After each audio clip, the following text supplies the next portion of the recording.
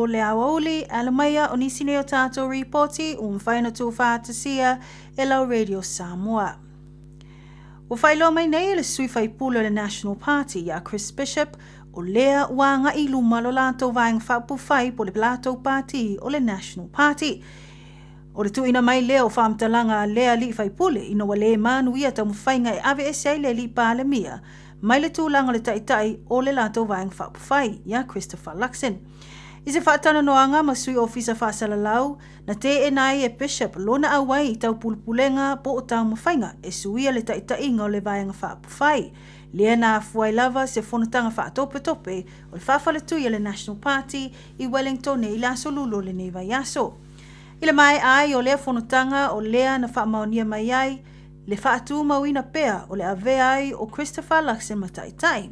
Ai o se tāsi o sui whaipule na ave ese Luxon ona to whinga whaamin star o lea lii o Chris Pink. I le manui ai o le lātou lui e sui ele taitainga o le vaenga whaapawhai. Ta ue Bishop e le o mailo tonu se a fianga ua iai nei le vaenga whaapawhai. I le anga tuai i le whainga palota tele o lo loma nei. Ai ua ia whaamatala o Chris Pink o se tāsi o tōtino ua ilonga ana tau mawhainga. Ma ua ia whailoa i fo i lona whaanono tele i le mea ua tūlai mai.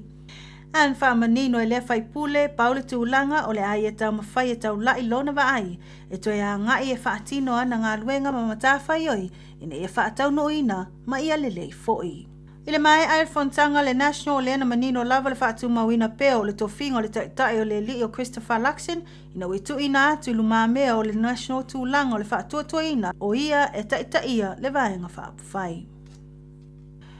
Ua whaato ese nei se tasi o taitai sinia o le mtaanga luenga o leo New Zealand ona o le manino le awala na whailo atu ai le li komisina. Fuafuanga ale taitai leo Superintendent Rakesh Naidu i lona tauwa ai mo le vaenga whaapawhai le leipa. Na whaamalulu Tim Anderson i le li komisina o leo ya Richard Chambers i se sasi ai maise lona tu ai o se whaato esenga i le li i leo sinia ya Naidu. Ona o le sao o nisi o whamtalanga na tuina atu i ofisa whaasala lau. Ta ue reporti ma le te o whaava maloa New Zealand i whaamaumaunga na tuina mai ta wala mai lea i le Official Information Act. Na mua i tala noa atu Rakesh Naidu ya Tim Anderson i le whai unga o me. Ma whailoa ai o loo mawhauwhau ta moe i le whai ngā pālota i lalo le fua o le leipa. An whamawina i lea taimia le i mautu ane se whai unga Naidu. Ma na tā ue Anderson na ia le saunoa whaalaua i tele ma tala noa atu fo i nisi i le lafa asoa ma Naidu i tūlanga o puipuinga lava o whamtalanga. Mulmuliane i la amatanga o Iuni le na whaamaonia ai loa e Rakesh Naidu lona tuina atu o lona ingoa i le lisi o le vaenga whaapawhai le leipa. Ta ue komisino o leo ya Richard Chambers wale to e tala whengai le tūlanga o Rakesh Naidu i tutonu o leo ona sa te tau lava o na vave whailoa atu ia te ia. Ona fuafuanga e tau wā i upu whai o malo. O lo whaia nei se ilo ilonga e su e aile vai taimi na amata whesota i ai Rakesh Naidu ma le vaeng whaupu whai o le leipa. Ma su ina foi tu langa o le ono wha soa atu ai e lea li oni whamtalanga ma ale a leo i le vaeng whaupu whai. Pei tai o le na whaamanino i le mai ai o le su ina o tusinga i lungo i meli a Naidu ta ua e le i maua ni whaamauninga o lona whesota i atu i le leipa. E leo iai foi ni tūlanga e ono whaapopole nai le liki atu i tua o ni whamtalanga ma ale. Inisio talana mulmawina le patipati o ta leni o le pese ma le musika o tangata Pasifika i te tono New Zealand. Ta wala le i whaatasinga tele o le Pacific Music Awards lua o luono. O le li pese R&B mai aukilani, suafa ya Sam B o se tasi na matua i longa ana tau mawhainga le po o tufatufa ngā whailonga. I le tolu ai o whailonga na iaman malo. Peo na iai le Best Pacific Male Artist, Best Pacific Soul and R&B Artist, whapea foi le Best Pacific Song, mo lana pese le Small Taste, lea sa ia ngalulu e whaatasi ai ma Jaden Randall. O le tūlanga mata ina i lea lii o lea ua lima nei tau sanga suso, o man malo pea Sam V i le whailonga le Best Pacific Soul and R&B Artist. Mai tau ina foi le mata ino tau mawhainga le au whai pese i longa o le Signature Choir mai Wellington le ena whaamawina e tolu foi whai longa no lato mawaina e au fiai le Best Pacific Gospel Artist, People's Choice Award ma le Special Recognition Award. o le wha'ilia nisi o alo Samoa po le vaenga o le heavy metal band o le Shepherd's Rain na manmalo i le Best Pacific Music Video mo le pese Samoa mo Samoa na whaatontonuina e leli i o Twain Laumua. Na manmalo le Three Houses Down i le whailonga o le Best Pacific Roots Reggae Artist e manmalo leli o Scribe i le Best Pacific Music Album mo lana album o taua o le Scribe Is Dead. Na mole mawina le patipati ai o se tasi foi o suitu wai i longa o le musika mai le atu kuki, suafa ia Will Crummer o le whailonga whaapitoa o le Pacific People's Lifetime Achievement Award ona o lona sao i musika le Pasifika mo le silia lea ma le ono se fulu tau sanga. Ai ui i le tuumalo ai foi o le li pese ta ua mai fiti o George Veikoso po Fiji e loa ai le toa tele ana mol mawina lo na manmalo ai i le whailonga o le Best International Pacific Artist. O le nei whaata singa tele po tufa ngā whailonga o le Pacific Music Awards mo tangata musika mo tangata pepese o le Pasifika. O lo atangi ai le te leo le sao mo le mata ino tamu whainga o tātou tangata i tutono New Zealand ma le lalangi atoa. Mai tala mulmuli wa mata sa ili nei e le sa avea makapeteni o le manu Samoa le li ia Chris Vui. O ni lango a ofiso swani tautupe e wha mai ai o se ata po o se documentary e wha matala ma whailoa ai o na lu i tau le mata upu o whaasalai nei o ia. O na o afianga tau whala au whaasaina. I le tūlai mai ai o le mata upu e wha tau sanga na whaasalai lea li o Chris Vui. Lea na tu ina mai le World Rugby, ina ua whaamaonia suenga lo na aafia ai whala au whaasaina. Na whaamaonia lo na aafia i whala au whaasaina o le 19 Noranda Restaurant, a o luma na i ai le taamirisanga o le ipo laulangi lakapi, le tausanga lua o lua tolu. O lo te ena pea e lea li i tosu tausanga tua inga o lo na whaongaina o whala au whaasaina, ma ieta ua o lo na taritonunga na mafua o na aafia, ona o se pauta, mota mafutanga i tūlanga le soifo maloloina wa leanga pēna whaaleanga ina foi, po le vaenga wata ua o le contaminated supplement.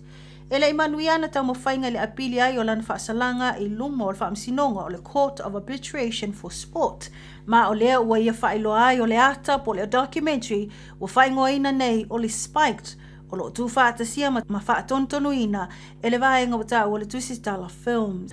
Lea o lo iai le whaanaunanga o lea lii ina ia maua le o atu lea o le luasfufitu wafe ta la Amerika. E mwhai o na whaamai ai o le tu whaatasia o le nei documentary ma le whaamoe ina ia whaamama lo na ingoa. O nisi nā tātou reporti o mwhaina tu whaatasia lo Radio Samoa mo lau whaafonga whaafutai whaafonga mai tau whaasoifua. Faiste fuanga i tā pena e lau ainga mō lo longa. Tala noa i lau ainga i le mea e whai pe asi i tia le vai au ta wholo whale. Tu uau me tā ua e se no fuanga saunga le mu, ma wha ngā se a fianga o lo longa o tuanai. E whai ma le sona o le ona toi tu lai mai o ia fianga i lau ainga. Tanga i ane i le Auckland Flood Viewer a le Auckland Council i lunga o upenga te whailangi. O lo saunga le mu i taime o lo longa mamafa. O lo o yo lava lima. Ua na o le Radio Samoa se furulima iwa toru a mo e tautuaina o e ilangu ngana fitu aso le vai aso.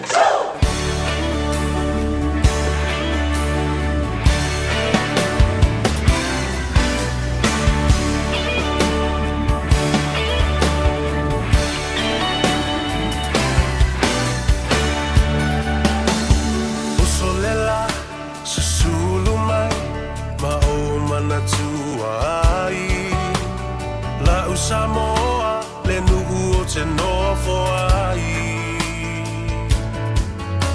Pe wha pe whea na ngalo atu o i lewa ai Samoa o le penina o te fia i ai O solela susulu mai ma o mana tua ai La Samoa le nuku o te nofo ai Pe wha pe whea na ngalo atu o i lewa ai Samoa o le penina o te fia i ai Hangi mai se matangi e momoli atu ai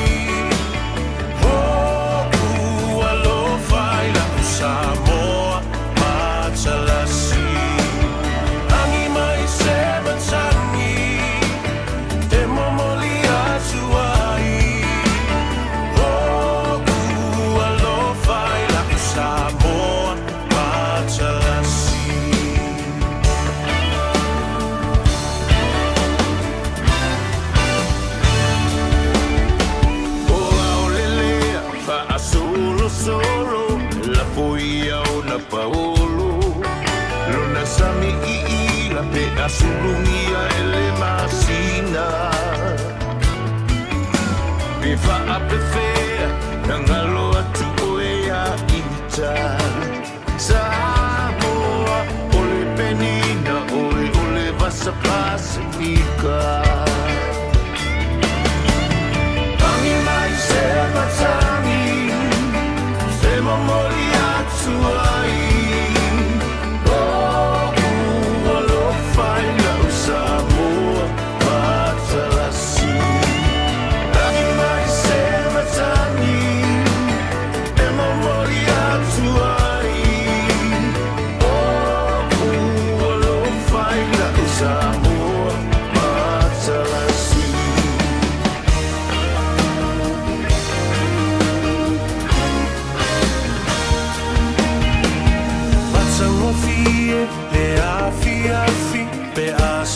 Vali vali Lona la lele Mafolinga e whelanua I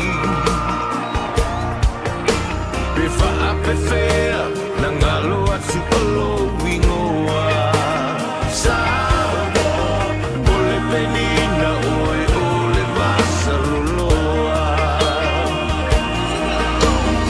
Anina e se matani Tuai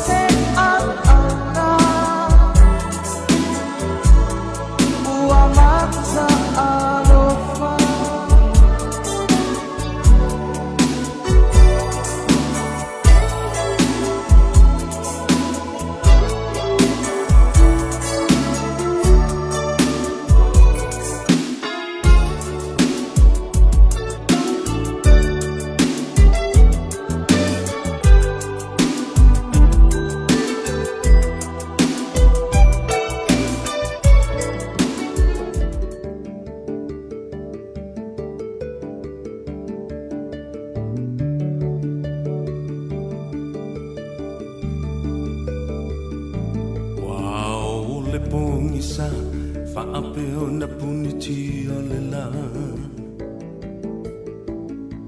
Wawa o le langi O le timu fo I e le muta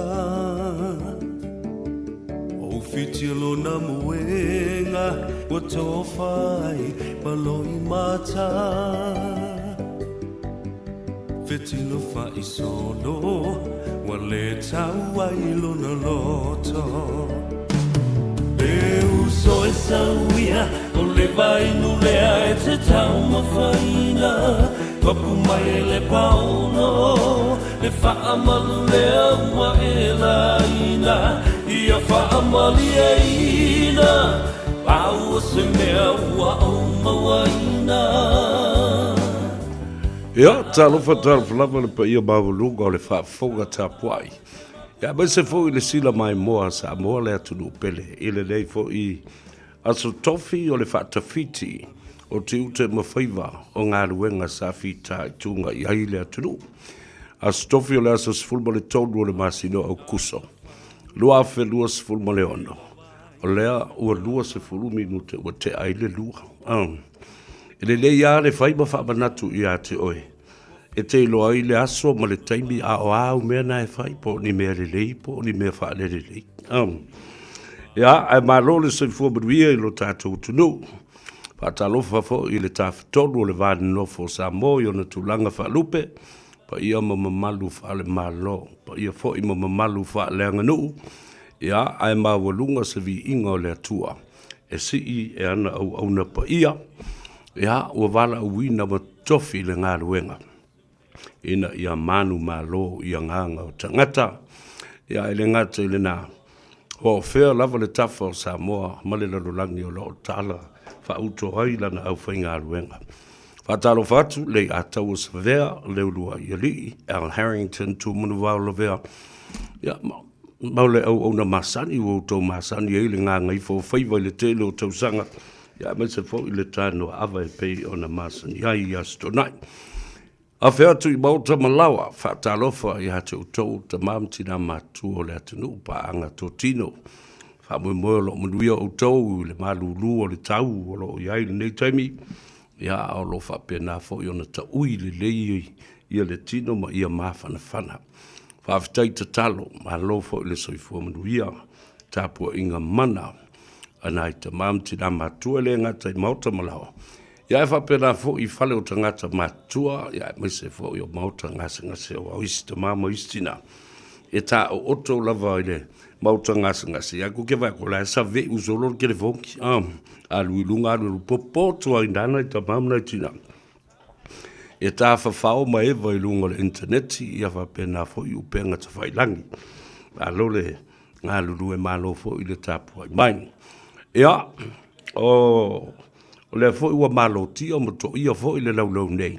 Ina ua fea ia le tātou official whaasa lau le Radio Samoa o malo whaalolongia. E ai le tamaita I a tui ia o le te itai lepo o stasi fo I o whaia onga. Mai I le tātou a onga leo o masani o Nikoleni ai le to hotele o whanau o le Pasifika. E misa fo I Samoa.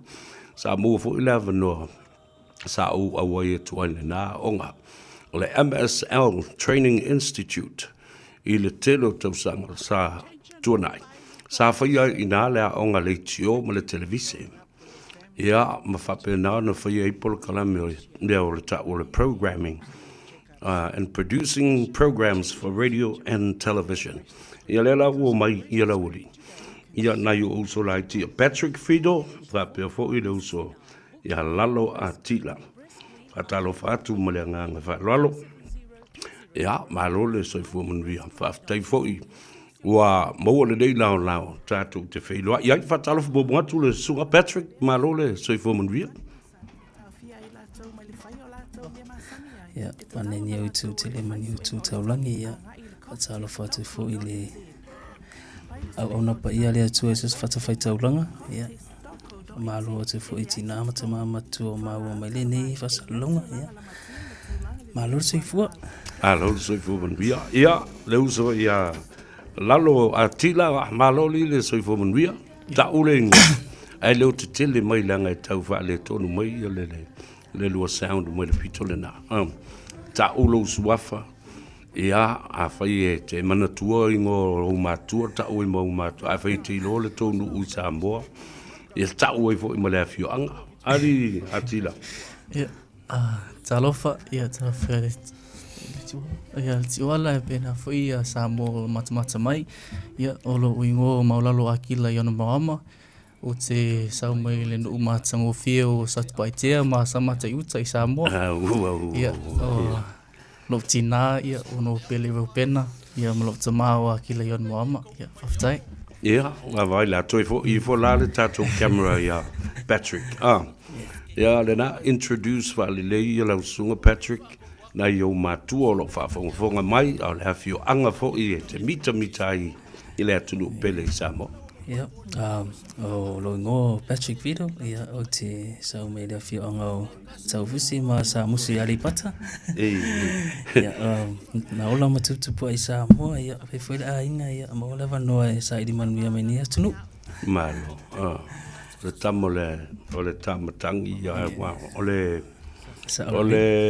fai ule o filo. Ia o sisi a mani ana mua la o fa le anga me ala matunu i safot. Ia o ana usunga umalana na o ta ape umai ia o tu fo i le atu ale pata. Ia o ainga umana. Lele fa talo fa ia te ulua. Ia ma ole fo la ua lua sau no le me te lua ngai mai. Fa talo fa na yo lua matua. O lo fa fonga tapua i mai i le nei whatalonga. O le ute tonu fa pea, o le course, ia po o le mata upu le te lua tau a veina le nei ma a o tau inai o lua, o le course a leo, a o lo whaatino fo e se tasi o ma usa pele ma se umano. Le fionga le li satini ia siki asu ia po le sunga fo ia tu manu vau. O le sao lea. Ai, ua mafua i se a o na lua fili e a vea lea ngā ruenga po lea fo i koso le a vea o se li leo. E fai ma karia fo lea ia ma se ngā ruenga le a au auna iai mo le rumana. Ama tama e te oe li Patrick. Ia, pātaira mo le vanoa ia. Sa ia le mafau e sau nei atu nuu ia tam faile a unga falu leo ono se ngaluenga fo ia wa leva ona nau ia e fia tautua mau au na ia le wale au ona tautua i Samoa ia leo sau nei atu nuu ia te lo seva noa lea pe yo le tūlangana leo a unga ilia kosma tam fai fa umale a unga falu leo Malo. Ia, awal tatu interview e mix pule aka ko sia ka ko amio na afsilia tu fo le ngana Samoa ya afsilia tu lesi ile ngana va pertadia ali lalo. What made you want a career in the police force? What happened? Yeah, Taylor Maleva Noah. It all started back in high school, I believe. Yeah, going through high school. So my for inai MSL, they had the program at our school, and through the program, it inspired me to want to sign up and see how it goes. And ever since from high school, it's always been a dream of mine to make it into police in the future.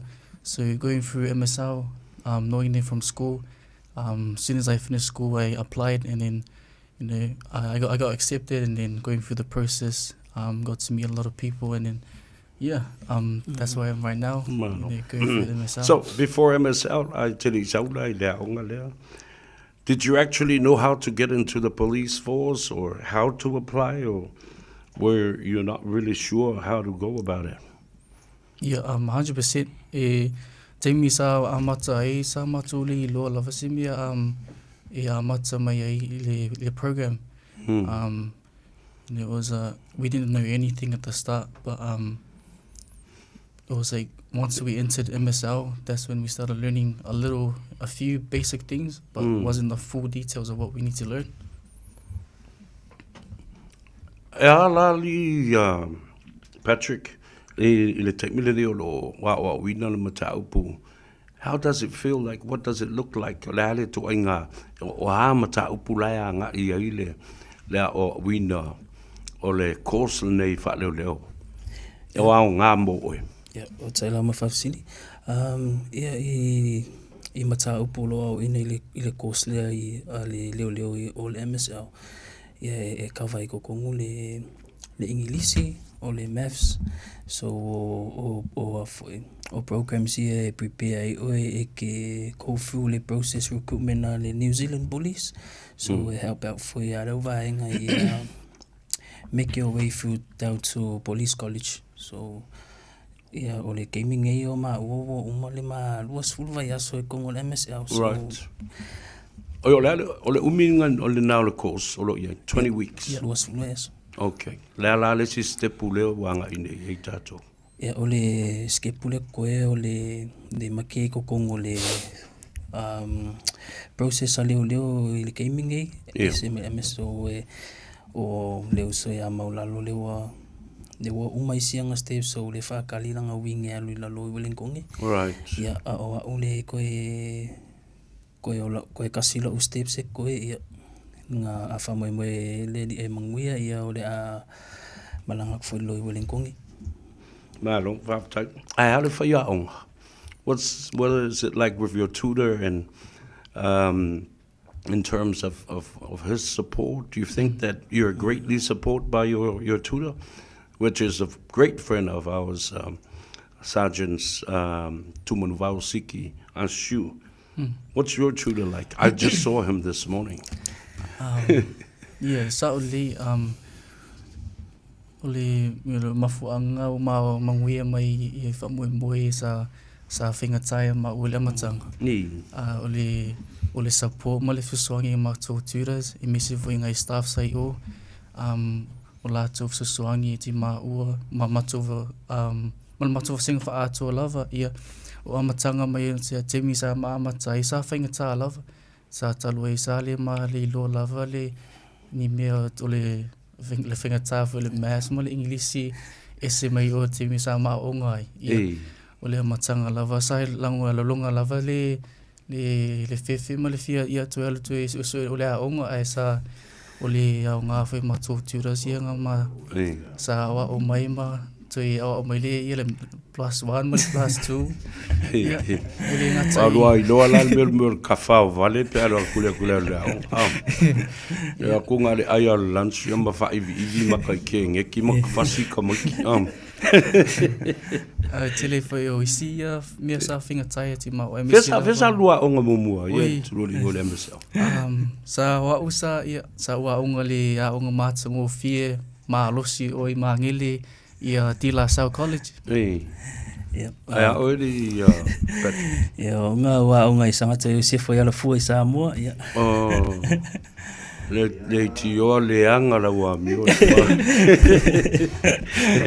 E fa penga foi mo le sa fa ia ku I speak going out. Ya ai malo fa tai le tua wa o ia ile musunga le nganga. Ya fa pena fo I o to matua. Tu lei mauna I o tau whaatino le nei ngā ruenga. Lono wingala, you're in the process of recruitment by police. Ia le lau whaataltali I le teimi e te luanga I le Police Academy. Wat whaloko fo pe alu I lisi Police Academy lunga o kile nei o saole. Yeah, saole. Ia. Ma le o mamao I fo I lolo. Tu fo ia mio vale I lolo. Ele o le nei da. But it's good to know that we have part of the police academy up here in Auckland. Stay close to your families and support the moral support, and also being able to see your family every day so that you don't get homesick. Ya nga alufanga rola ife mai mai mangaku mai alilo. Ole ka faunga lai fai.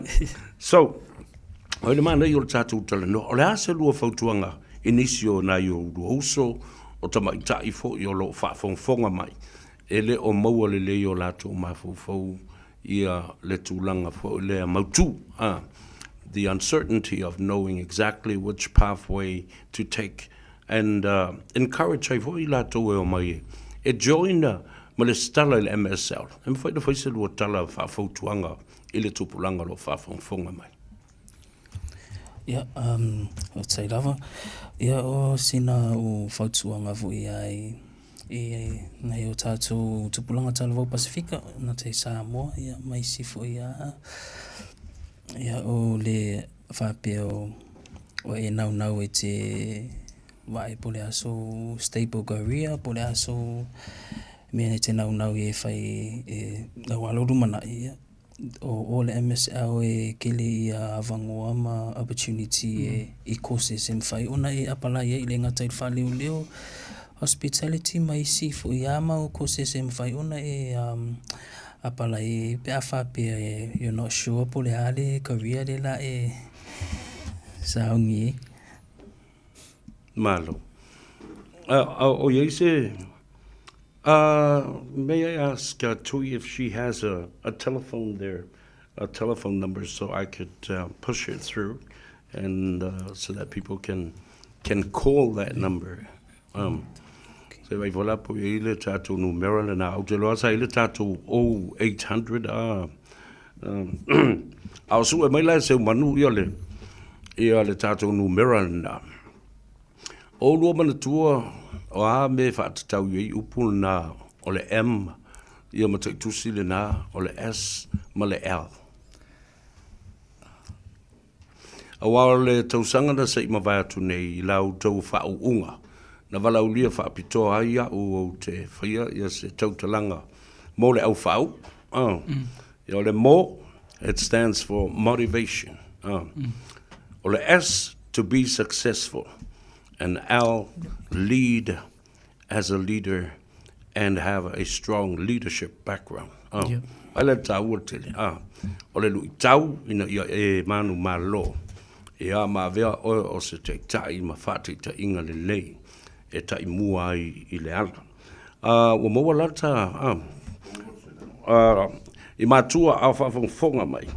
Tusi ane lalo le numera nei e tau tele i le whafonga ia o le ale vaingana oval se lau lua wha tolu walu. So if any parent that is listening to our interview this afternoon, please write this number down. It's very important that you can get in touch with the administration of MSL 0800 224 438. Yep. O le asisi vaenga e te lua manatu o le ata ua tele le tātou talanoanga le nei mo le anga i luma ina ia sila fia e nisi fo i o tupulanga Talavau o lātou fia maua le avano o iei ni tamaitai le police training le o ia la muru ko e ela te whai atu o iei nisi tamaitai o train vatasi mauto yes e mix umaia class e teini matama futu fatas e fia la selfa inga atoa lo i te mile nei on mava singa sai ai sa ele a fia le it was 25 of us lima yeah a lus from lima ya mana tua foi la o le te lua le io le ile a fo ile kolisi a leo e ai le teimi mai a manui ai fai tau tonga le iso uso le iso tua fine e te le loso tama mo so tina a le la o fai atu a wa o le teimi ai fa o ri mai ia fa pe o lo tama le la o fa o ri mal tina o le me mal e te ma fa o te una fai e te usi style tu la fono mo la tonga pe wa e mana o le tau luna loka lo mo ko inga o le style tu la fono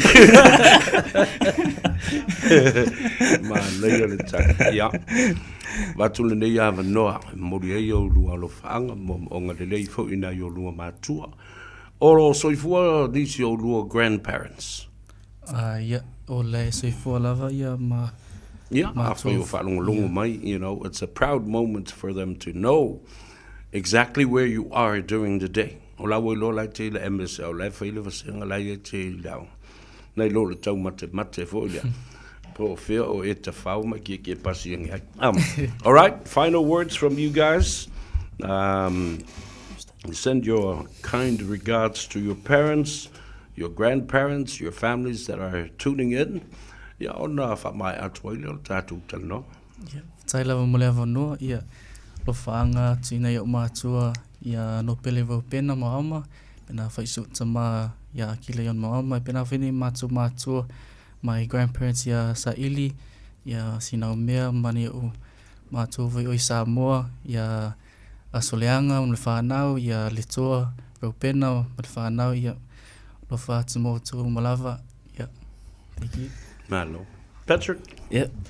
Alo fatu e o mole tolo whaanga i nei o mātua i Samoa ia wati mama Kerita ia te iloana e whafunga mai le nei i tūla le aso ia mole ati fo ila o alo whaanga e yo tōloma siau whanau whapen mafuta mai whale ia alo fatu fo i ainga o malawa o mau mai le nei whasalonga ia whamanuia le tua i whafunga uma. Talo fai. Ia vai lewa la o mai ai nisi o le tau ainga li Patrick. Lucilla Anna Margaret Fido. Yes, Sauli. Is that your auntie or mom? Your sister. Oh, your sister. Yeah, Lele. I want to thank Miss Tui for bringing you guys in and wishing you well and every success along the way. Yeah, if also mea wa. Na oma na faile le onga inai MSL. No, toi whenga luenga ila ile mo le sfulua masina. O le ala le nā, sa o walua i le tele o e kalesia ma recruit mai ia le tele o tūpulang televau. E o mai e whaile a onga le tio. So that some of the youth at the time were very interested to have broadcasting and journalism as a career and a pathway in their lives. So, you know, I recommend MSL Manukau, you know, the very best in terms of training. Is Auntie Sulu Anaya still there, or has she retired? If I am masau. Talo fai. Ia, stasi vole nata mali I longo le tunu. Ia, le fionga, ia, ngalumo le mana, Sulu Anai. Ia, sa vea ima whaia onga I nawa I tau. Ia, lo o alua maluatu ia, o a olfa nau Pasifika. Ia, whaaftei tele li mole tātou tanoanga. Ia whaamanuia le atua I o luala, ma ia maua le malosi, ma tala le mawhauwhau. Ia, ma tū mau. Whaonga le tātou ngangana Samoa. Ia mana tua, tū maanga ma sani le tātou tano. Ia maua le loto alofa. Maua le whaamangalo. Maua fo I le whaaloalo. O le tangata le titi le tangata matua. Auto watu I whaalapu potonga ia. O le Police Academy, e mana o mia. Ia, le anga whata mali ia Samoa ina ia susulu atu foi. Ia, ma vea ai oni whata I ta inga le lei. Mo sose tangata tau te mafuta. Iai, muria tele o lua, tātou wheloa I pea, ai wha so I fua ia mo le te nei.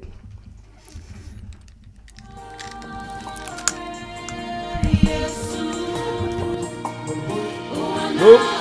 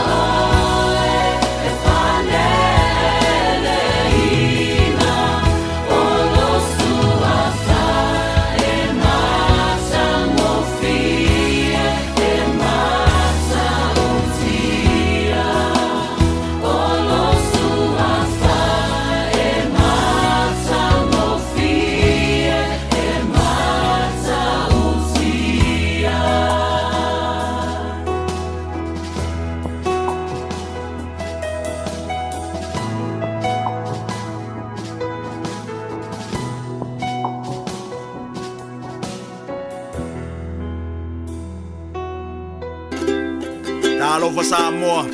Wa ule ne yo kasputi alu. Awal suwi alingila wa ule kio.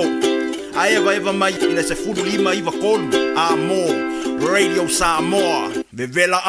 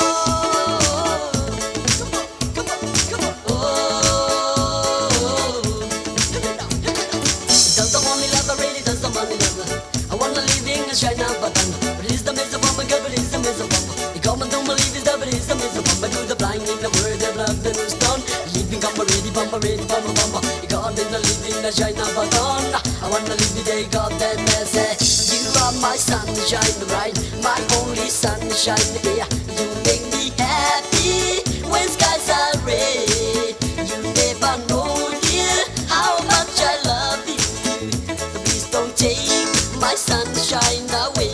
So what you want now? Stop a bit, so many lovers, stop a bit, so many lovers. I wanna live in the shine up, but you come and don't believe it's double, it's a miss of bomb. You come and don't believe it's double, it's a miss of bomb. I go the war in the east and the war in the west, war in the north and the war in the south. You leaving come ready for my bomb. You come and don't believe it's double, it's a miss of bomb. I go the pen man, I go man, I word I die.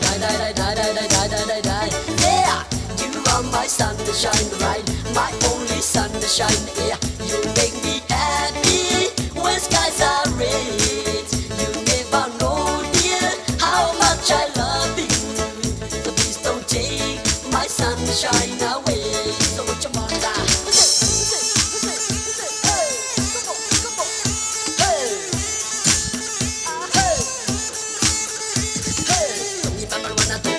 Cha-cha, tongi mama wana, tongi mama wana, jo. Tongi mama wana, cha-cha. Tongi mama wana. It's the father, Eve of the first. And come and do my life, is the mama to the father, Eve of the first. And come and do my life, is the mama to the tongi mama wana, cha-cha. Tongi mama wana, jo. Tongi mama wana, cha-cha. Tongi mama wana, got you love. Take me home to the place. Mama, please take it easy. Now when I'm mama, don't take me home. Can't you love? Listen. Hey. Hey. Hey. Hey. Hey. Hey.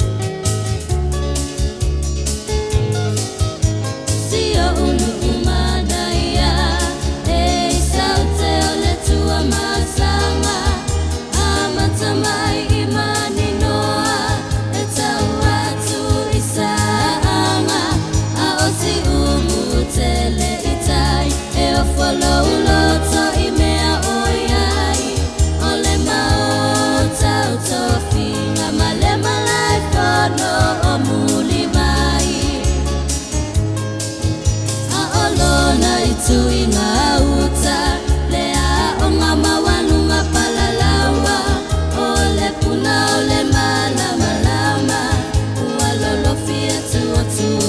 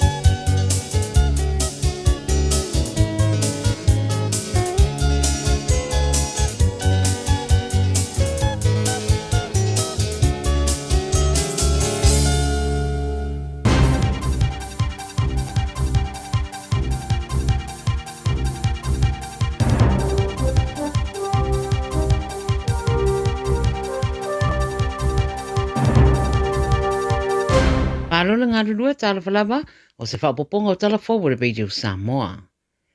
Mai Colombia, wa siri e rua se raure au maari riu re mafui e ai olo o whaawau pea ngā ruengara bea i marasa i ringa o nisi e le i maua. Walapta iane malo au whaatase pe ona ripatia le CNN o le a whainga tā fo i le tuwhatuwhaina o tau mawhai no whanga wā a fia mo na yaso o lumana iai e maise o le whainga tā na wha mautua le au whai o tangata ro tau sa i ria. O le mafui e fitu te si marwhalo na malosi le fua mafui e na a fia i reitu i se sifo Colombia le vasa nei a o whai roa i le whainga malo wa iai nei le tunu i se whaara mlawe whaare natura wa tau whai ofu atu ai fiso soani a tunu o le rarolangi mo lato taitai. O nisi o ata le CNN o whai roa nei le teimi na lawe ina nei se pepe mai lalo se no fuanga na solo i le whai tu o Kali. Ta wedi poti o lo whapapape ngā yoinga re au la vea i e tau mawhai e wawe na whao o le fisosoani nisi o masalomia o lo tanumia i lalo whale te tele na solo i le teimi o le mafui e. I Amerika masasa e tūtu tonu o tua ia nei e Yemen le vaenga le Houthi rebels le e langolango iai Iran i lo lato whasiotio tangata to ono i se o so whainga na whaia i se waa wha pisinisi i le o ngā sami o Bab al-Mandeb Strait. O lo whataria nisi whamtaranga wha popo le nei o so whainga a wa whai roe Amerika o lato lapata iane o le a wha wau peo na tāpunia le Strait of Hormuz e ono wha popo i pea ma le maualunga o le tau o le sua o Marakesi.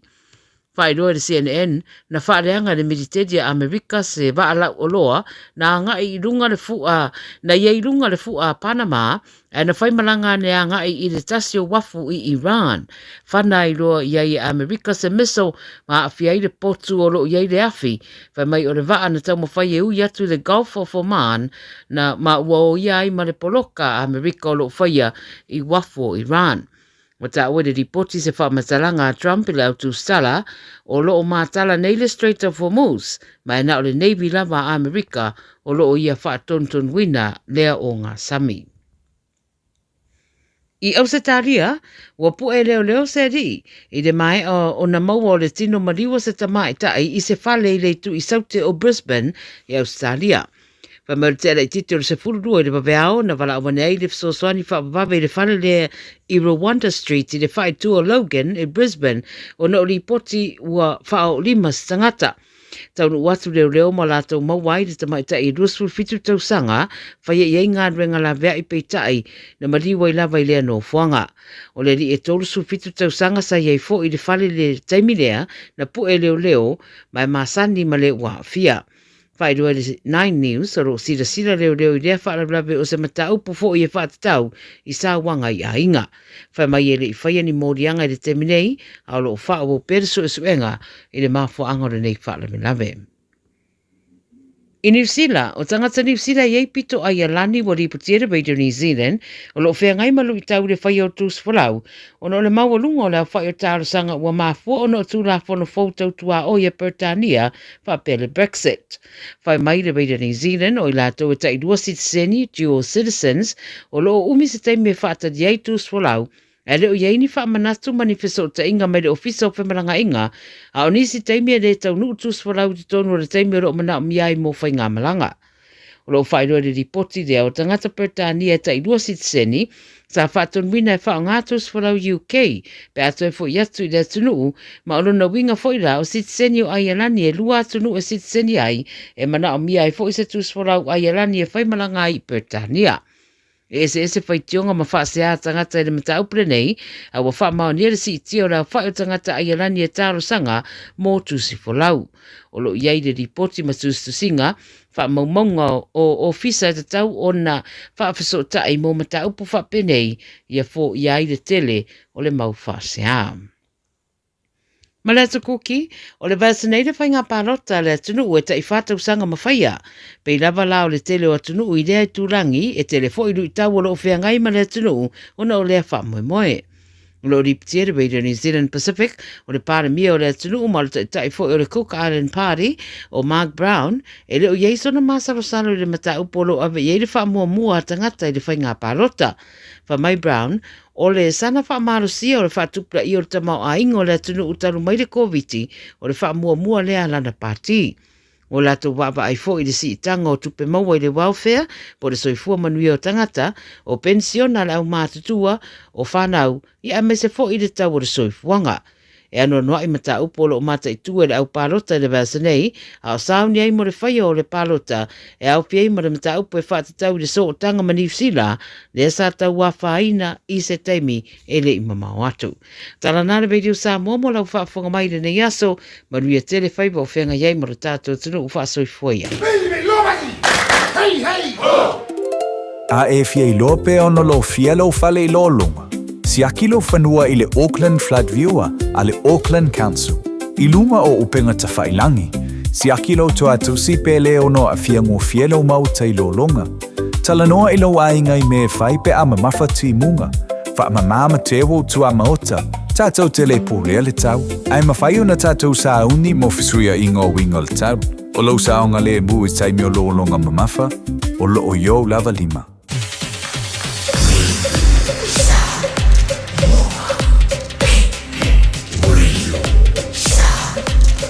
Kia ta walunga tuai tātou tala e le Pasifika e bese fo isi atu o le lalolangi ia ma le taua lava lea o lo whaia nei a Amerika ma Iran ma Israelu. A waunanga ma le tautua le na ale whare tua o le sui le Radio Samoa e mai Sydney Ausitalia mo le tua i le whaaftai tele le whare tua Miriam po mare ia mai e sisi whaapoponga i le asua tai au. Toi whatalo whatu le a tau sa vea wha malulu atu. Toi ti a malosi leile leo le tama. Ia ai whaafitai lea tuolo maua lea fo i awanoa malo maua maisi feo lolo lea. E mawhai e lava ona kiliva mamomoli ia le savali. I le tātou por kalabe. Ngā ngaifo ma le a tau sa vea i le rei au auli. Tāua lunga atu ai fo i ma le tautua a le fitalenga ia whonga mua. Ia po le tofa fo ia se manu Francis Ioane mori atu le ngang whaftai. Ia me se fo ia tātou malo ia na tātou whailoa i nei ia le sunga.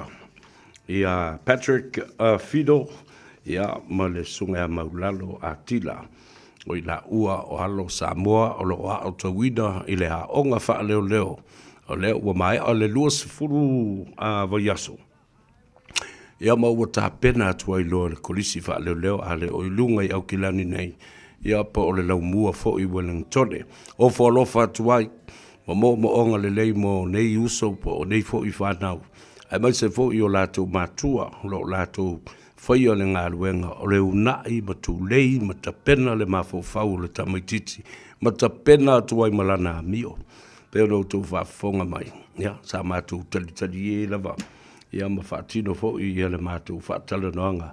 Manai nei fo i uso. Ia ma mo onga nao le loto. Ina ia iai nisi o tātou whanau e tautua. I le pui puinga o le tulafono. Ai maise fo i o le alo ia mausta ia e tangata le tulafono. Ina ia tātou wola saunga le mu.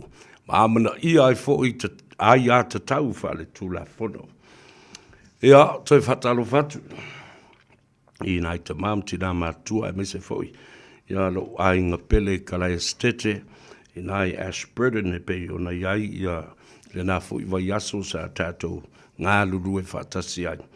Ia ma whaatoa whaatu le tapena ina o le malanga. O le malanga i le toi foi mai, a le fionga ia samala ulu ene lei. Po le fionga foi ia la tafale ene lei, wini, so alo leutele. Ia, wha ma vai le lei e tuai le tātou tua whine. Ia ma mori e tuai fo i alo whaanga mo onga lei mo le uso ia sele, si osi, ia, e mai se fo i le whanau. Sele, si osi, meki, ia, lo tu tele e li uso, o lo o awa e misia tele ia ene lei. Langa ki lau le ki o ma lau TV, mai whalongolongo mai la ia mo lau aka. Alo whambo e ma le whanau, a me se fo i o tau o lo iai le lo i Ashburton. Ia whapea fo i le no whanga i kala estete. Tautua nā ane ma o tau. Alo whatu mo le tua Filipele. Ia tine, ia whapea fo i lo nā li. Le ua puao pak lene. Io ai ua misi a te au i au lua swafa i le aso nafi. o le sunga ia pak. Le ua puao, pak le de, ia, o se tasi fo i o paolo e malu aile nei ainga. After yatu I lau tautua, after yatu fo I le lofa, fa mangoni I le tua fine ia tine ma le whanau. Ai moise, o le vava yatu ma le maitau, I le tulanga sa tuwai, I yaso uma sa tātou wheiloa I ai ma wha bava yatu le tātou tua fine. O le ale ma whai o na whangaloina, le nā au nanga, ia ma le nā tautua. Sa le ai se me fa le tot o au sa mata ma tilo ma mai tau ia winga o tu mahanga manga yo inga tangata sa fai moli atu ai le nganga fafte tele le ua puao bak lene lo fa anga mai ia uncle le ia tau sa vea ia le ngata fo ile na ele mfayo na fa ngaloina le au nanga fo I le tautua ale sunga ia fata fale minga Joakimi, sunga ya fata fale minga Joakimi. Mori atu le nganga whafti tele mai le taele o le fatu ma le loto, I le vava ai atu foi. Ia, ele sala ese. Ia se tūlanga sa wha maupopo ai le tātou a inga e mai se foi. Le kalesia o malo na uso, o malo na whetalo ai. Ma afi o atu I le mauta. Pena fo I le hall sa tātou iai. Mea uma o le sauninga, whaale ainga, ai mai se fo I, ia, toi sauninga ma le peauwha, ma vai mo le tātou tua fine. And there you go, fata and back. You know, your service will never go unnoticed. And I want to thank you both for your service to our family. Iaso otu na iatu, ai mai se le wha ua upea. Na ia wha manu iatu le tua. Yo lua ainga, ya sunga fata fale minga ma toyata ma le whanau, ya whapena fo I le ua puao, pak lene, ya male, to lua ya tine, ya mauto uba, lo tapua I tu fo I ale tu maitai o nerelini, kasi ana whanau I lunga nei, ya whapea fo I le tātou tāpenanga, ya whamawai atu I le toi tali watu le uto, o le toa whai anua, o le sa o le ainga sa anua I lo tātou ainga, mo lo tātou nuu I mo taa. Ia, saulalka ngaka I le asko ngas. E whaafonga o mai o tau nā lo toi. Ia, o le sunga le pari tele. O le tua fine ia tūna. Ia, o alo whaasino le fionga I le aloli I le peito mareifi. Ia, ma le tātou ainga atoa. Tātou wheiloa I mai I le mauta. O le sunga le pari I teo ngalea I Maryland Lavea. I le afiafi o le astona, I le au le asau nei. E o le atale pese o le tātou ainga. Ai sautangata e siva mai. I lana tanga malana tafiti mai ai. Ia ai te ilo le leia E te siva malua siva malua wosi malua fusi maleata o Elisabeta.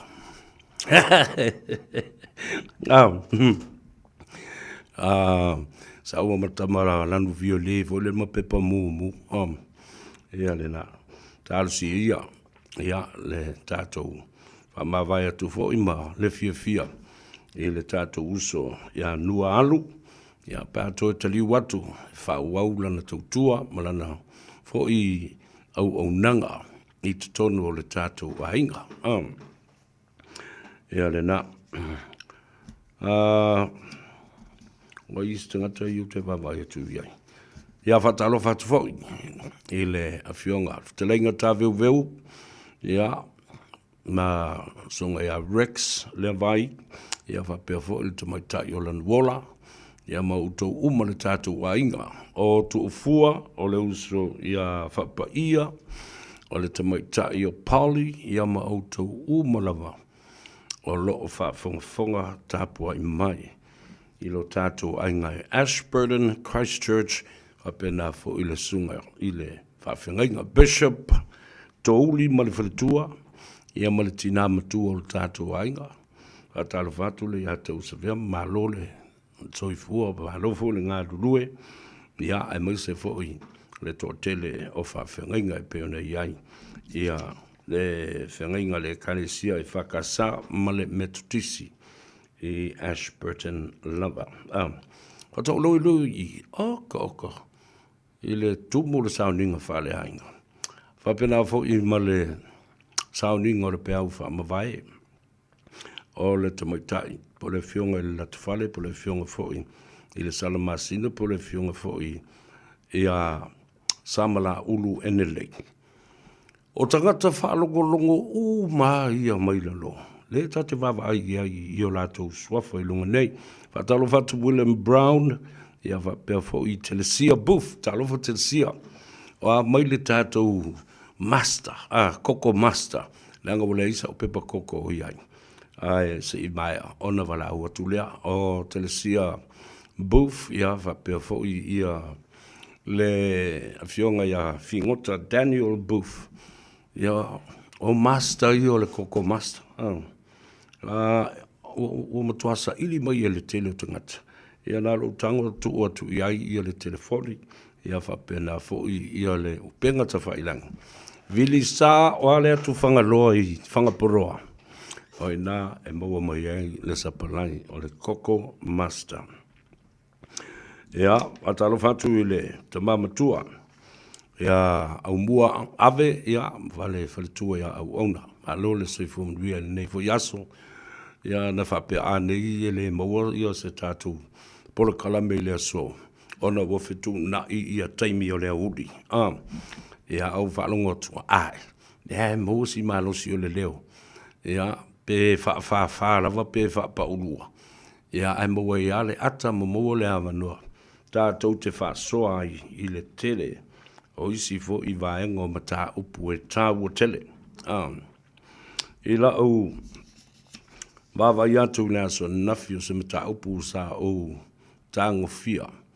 Tu sale ma le taunu watu o le vaenga lea o le idea o le whalapo patonga lea le lalulangi. Wanga iatu i Samoa. E tanga i matoi sila sila. I se awala e whaatu langa i se system. O le system lea. Ina ia whaatino ai whainga panota lea tunu ele ngate i tono o Samoa. Ai o se tasi lea o manu lau ti. Ma enga o le manifesto o le whaatu tua i lea tua Samoa o tas. O lea. O le tui nātu o le ai ata tau. I tangata Samoa lo o lala mapapa au i atunu i fafo.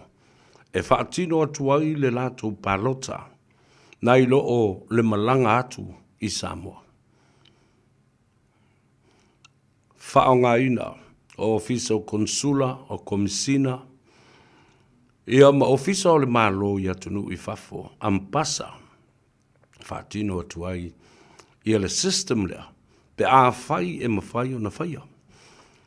Peita, o le tō wha lea, na laulau sa sa ai, ia le saunoanga le fionga, i le li pandemia, a o tau mawhai mai le whainga pānoto, le luas fulu maritas.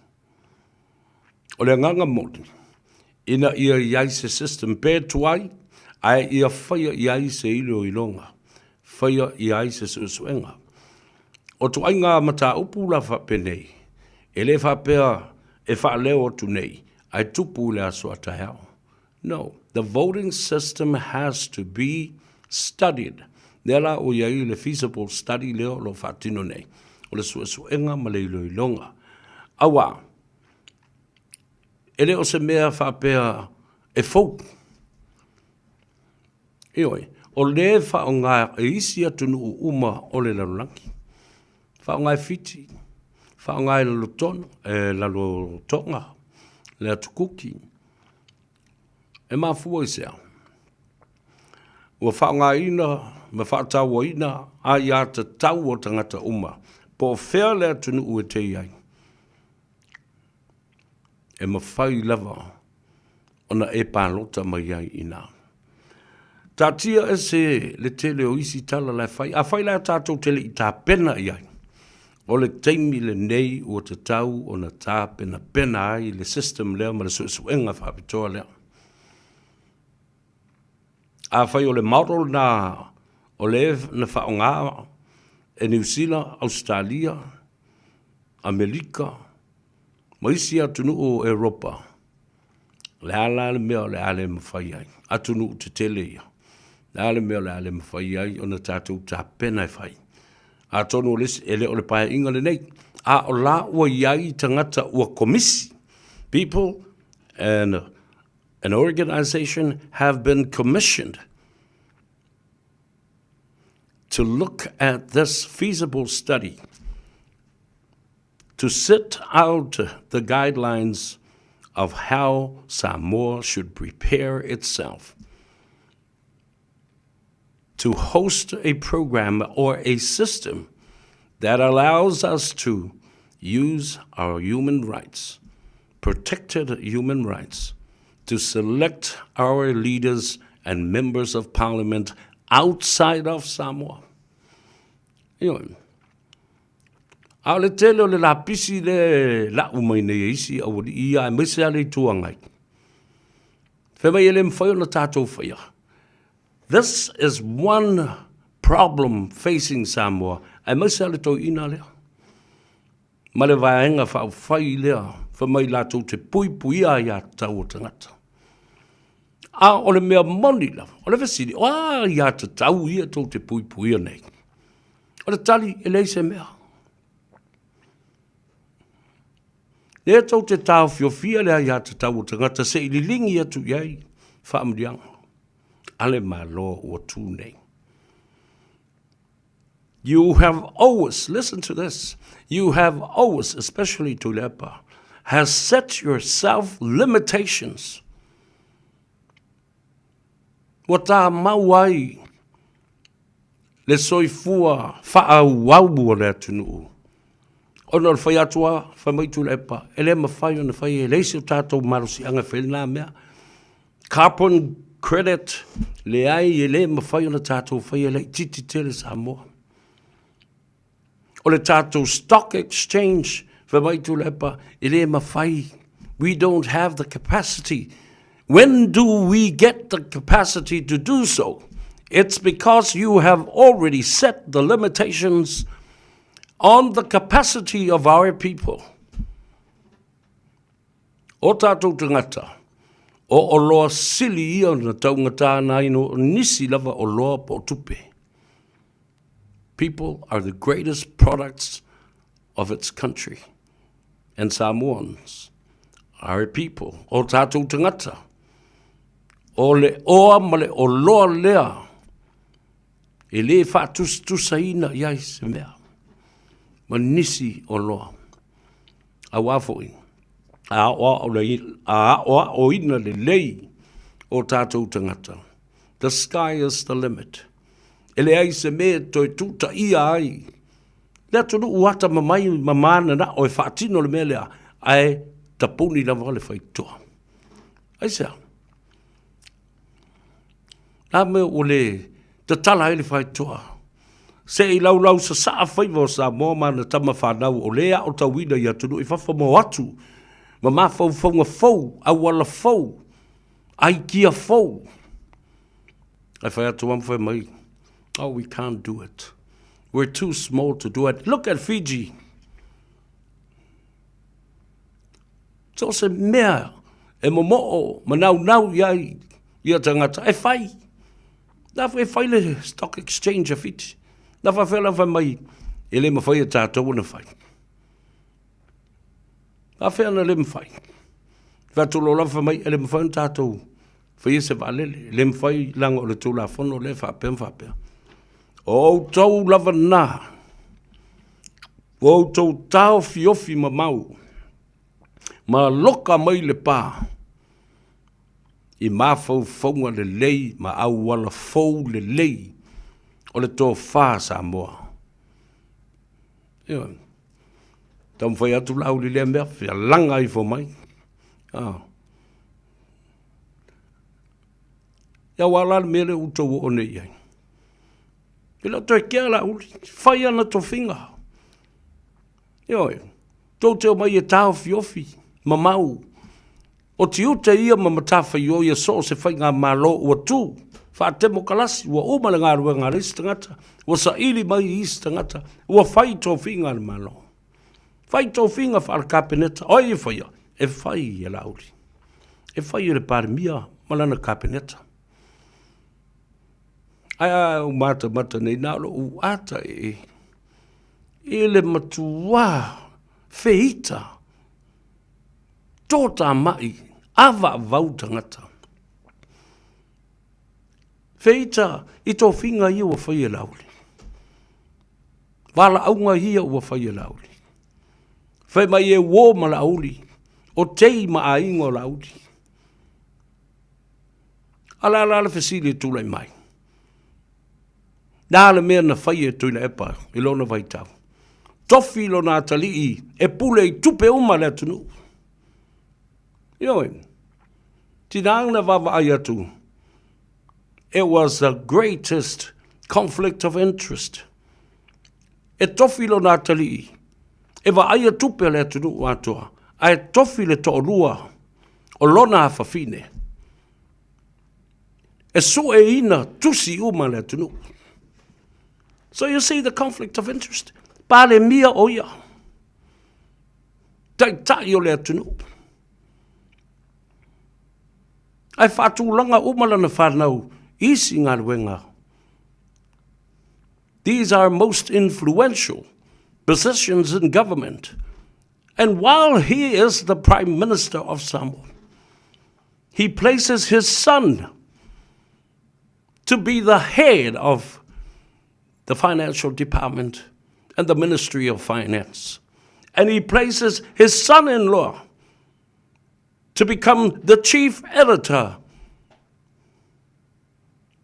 and the chief auditor of all the cash flow, of all the money, of all the accounts of Samoa government. E la me e whaamanga i nkuma e sololo. Ma wha mai e ora uli a mo la ama. Tu lau wha whonga le tunu. Le e wharongo longo mai Samoa. I le mea mata ngā, o le lototi ngā. Ma le māsiasi. Ti nāna ia i loa. Sa ia whaia fo i lona vai taimi. A lea la ua whai. E la auri. I le taimi ua te tau na mana o mia ai tangata i whaalapo potonga tūma oti nei. Whaalapo potonga fo i ale malo. La le me pisa i le nguku. La le me pisa ai. Nā sau tō whaia le lei ale nā mea. Ioe. Le ai maseisi na tau talatu na pau alo ngari na whe ei ai. O au nei. Sa o e atu ai. Ma leo ngari i le nale. Ia sa i ama. Ma le finel nao. Li tira. Na matua wha aleanga i leo ngari i fo na tu lepa. O au sa o tau talatu le tula fono. The greatest conflict of interest. Te le i o le whetena ingo mawhauwhaunga. O tau sisila i. E o lava fo i a le otas o tele. Na matua whai mai polo kalame lunga. E ta o tuai i le atunu, le lea mi o tonu. O le mea lea na whai i le paramia lea na iei mua. Ia tu lepa. Ai le ai manisi. Le ai ni tusinga anisi tangata na whaia. Ai sea. Tere lo pe para ai pe fefe po o le malama. I mea ia sau ala ta loa talo mata o le atunu. Ai whaia na tō whinga, whaila na pule tutu. Ea. Lea la o toi whawhonga i Samoa. Ma le propaganda media ale tō ina lea. And I'm telling you, you will never get anywhere. Tō te whiu e whaaleanga la uli. Ale wa mi o wha gangsta la uli.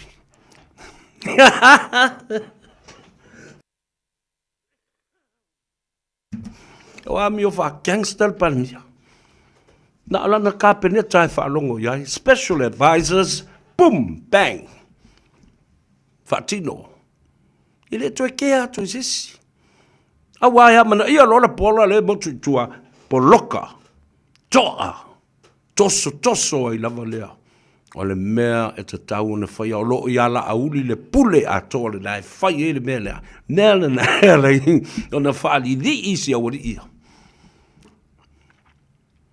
Whaali li. Le tangata e le i ma fauina. I upu matala. Ma le tau whaaleanga ma le loto leanga. A mai se longa e toi a fio whaalua mai e sua to asung songi la uli i se to finga pale mia. Toi tala atu folo patatoa au to upuna. Nea whaalogo longo mai tangata whaia tala ia. Tangata sili nao na loto leanga. Ma tau whaaleanga. I le pale mia ua tula i mai nei. Pa mai se longa e toi sui le me oso mai e le la. Ona whaato atu e songi leo la uli. I se tofi pāne mia. Se i otou sila i ai i tala na whai. Ta otou whaafafonga i la fonga matautia nei. Wa nei. Wa peia o le tupu o nepu kanesa. To tolo i lalo le mutia. Ma ngali uma ko ngā vau ngali. A kau o koi mangi maa, folo paka ko i mama anga e mau il mukia. Mea le nā, e whai e le tua, e whaati tō le tangata. E tū, ma le sasa, ma le sawa, ma le pelu.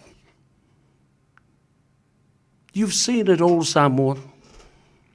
You've seen it through, and you can see what happened to this guy.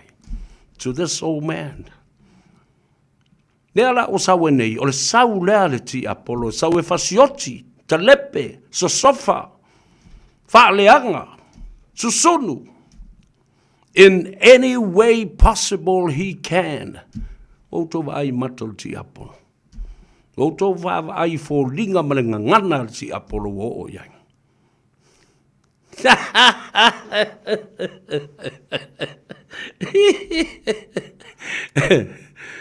Ia tako fila ia le tu ia i le ingoa.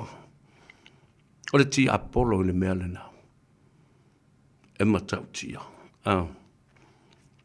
Tufol tato por Columbia se whawhongwhonga Samoa wa le mea le nā le ua tu lai mai le nei vai aso. Ua whasolo le malo, le fionga le parimia, masui parimia, le kapeneta. O minsta lango. Soa le pule, ma whaatubu le pū, ina ia ma whaio na whao ngā ina. Le malo si ango le malo e whaatino ia ana ngā ruenga malana atinae, malana tautua ia li lingi atu whaamurianga. E o lava i tupe o lo tufa. Awhi o le one government grant, po le back to school grant. La le tau whiau i ei. Nā wa tufa. Nā iei komiti whaapitoa la tau te ilo ina ma sue la wala i whai ai ma whaatino. A wa watu whaatu tua ngara malo i se whaalaput potonga la tau te whaia. This is their task. This is their responsibility. I reise mea tau o mai ai ma whape mai o langa o le malo, o mana tu inatu. E le malo si anga, i lea whalapu tonga ma lei tūtino, you deal with it. Le malo, whaila na whaatununga. Whaurulunga o matanga ruenga. Whailau tō ngā ruenga. Set up and create a system where this money can be dispersed equally among the people. A whailau lawa tufa, le lei tupe isi tu malo, la mo to ai oto. A mo to ai oto. La mo tostoso la lo ai oto. Wawhai, o whaalu penga ma taulangi na o leo mo le teimili neil to ino tu le epa ma le HRPP. O le au whai mea toso. O le au whai mea toa. O le au whai mea te te. O le au sosofa, o le au whau. 2 words I said, Samoa. It has become a political tactic and a dirty politics. These are dirty politics. All they do is to delay. And what? Then deny, and deny. Because this is the propaganda media, spreading lies, spreading misinformation and disinformation. E whiu to e tau whaaleanga ma whauwhaunga o tangata. Ma pisa o, ma manongi leanga i lunga le, o penga ta whailangi.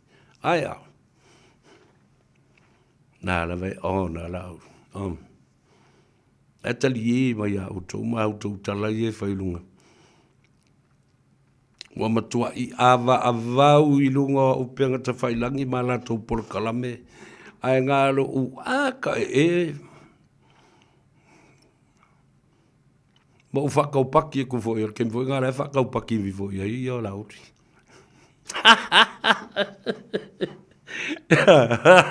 E o lai. Awa fwoi e whiu ai whaitala e lunga. Sid whaavale atu, tali whaavale mai, tule e pala atou ia. E sid whaavale atu, tali whaavale mai fwoi. E leto e suia ai la ngorna ma mawhau whaunga o tangata. Yo. Leanga lo to tafe mai ate o tou se banuia ma se whaamrianga. Se leni po lea lava se mea. Nā o mea leanga lo tafe mai a o tou. Mai le o tou fo yu di teitai. O tou le malo. Nā o le tau mo i le fia teitai. A o le o toi se ei te tonu o le li o lea. E whai ei tonu ma tufa tupe o le malo.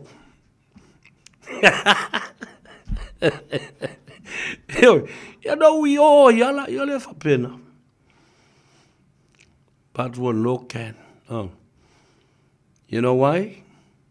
You don't know how to run a campaign. You don't know how to convince the mindset of the people who are the most important part of any democratic process. The voters. Takataia. Lea tau te whiu ai whaaleanga la auli lunga I mbalunga eo. Ai leo whaalongo I tangata. O re fia whaalongo I tangata. Mai mauru kaimi. Ki ngai fua maka makaringa I ngā mea ngā ori. Tātou wō le meo lo tafe ai le vai.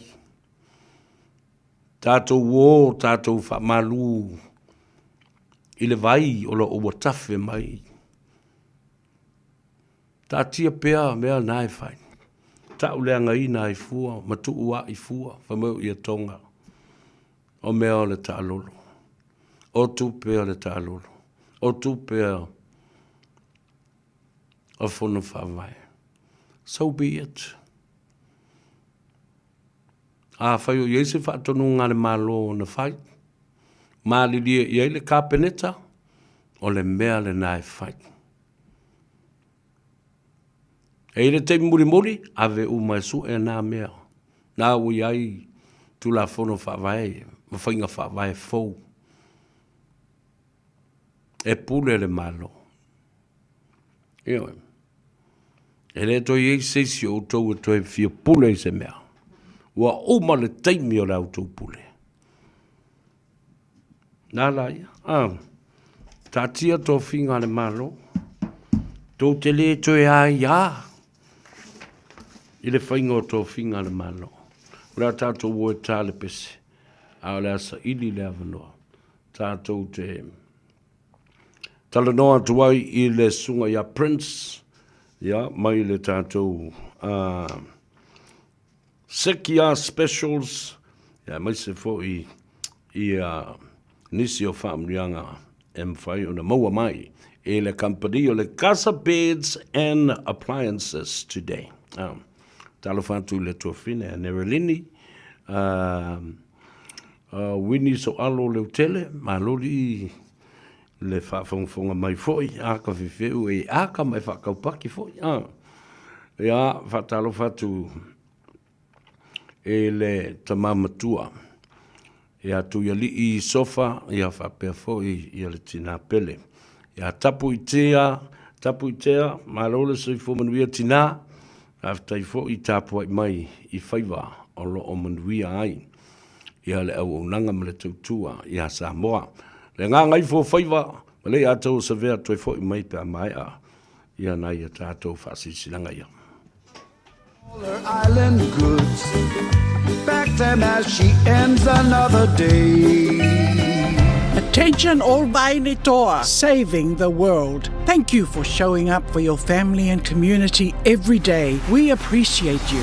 But even heroes need checkups. Your next mission? Protect your future with regular breast screening, because a breast screen today can save your tomorrow. If you're aged 45 to 69, book your free breast screen with Breast Screen Aotearoa. Call 0800 270 200 or visit timetobreastscreen.nz. Oso. Sun, fe o kausinga iau makari ila manga iau lau kawali fou. Abui amu so. Bag. On Enterprise Motor Group man ka. Wa uso yai kaya wangi.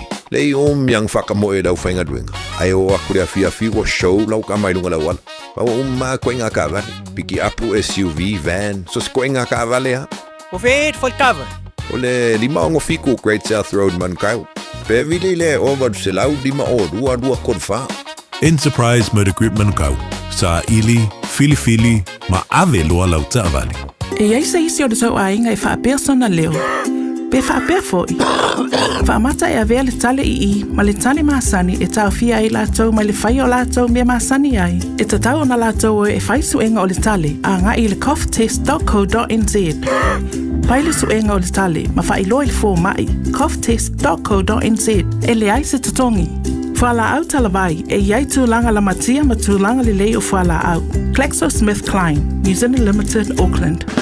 Sunga o whenga whakao e lo kawa le fōu maunga Max Ila. Senga o ka amilo e o kilangi. Mo koe foi mai lawa I o Tara I le Tire World and Auto Limited. Lea e mau aiso skoi ngā meg ma pa o kawa. A o le me Pico City. E ngā le lua lima ka aladwa ia so le kokongi. Le Tire World and Auto Limited e te maua I ta awale ma pa o tau ngofia ia New Zealand antoa. Mo fo I se ti mag wheels mo so se tu ainga ta awale ma le telo isi au onanga. Warren of Fitness I le na o le se fulu tala pia I wha I loa iena e wha afafonga le Radio Samoa I nei wha abitoa. Talia wins quotes, cue cards, maisi. Wala le Tire World and Auto Limited I le lua fitu tasi tolu o mo pa uta avale. Po le lua fitu wha tolu lua o mo le fale inisinia.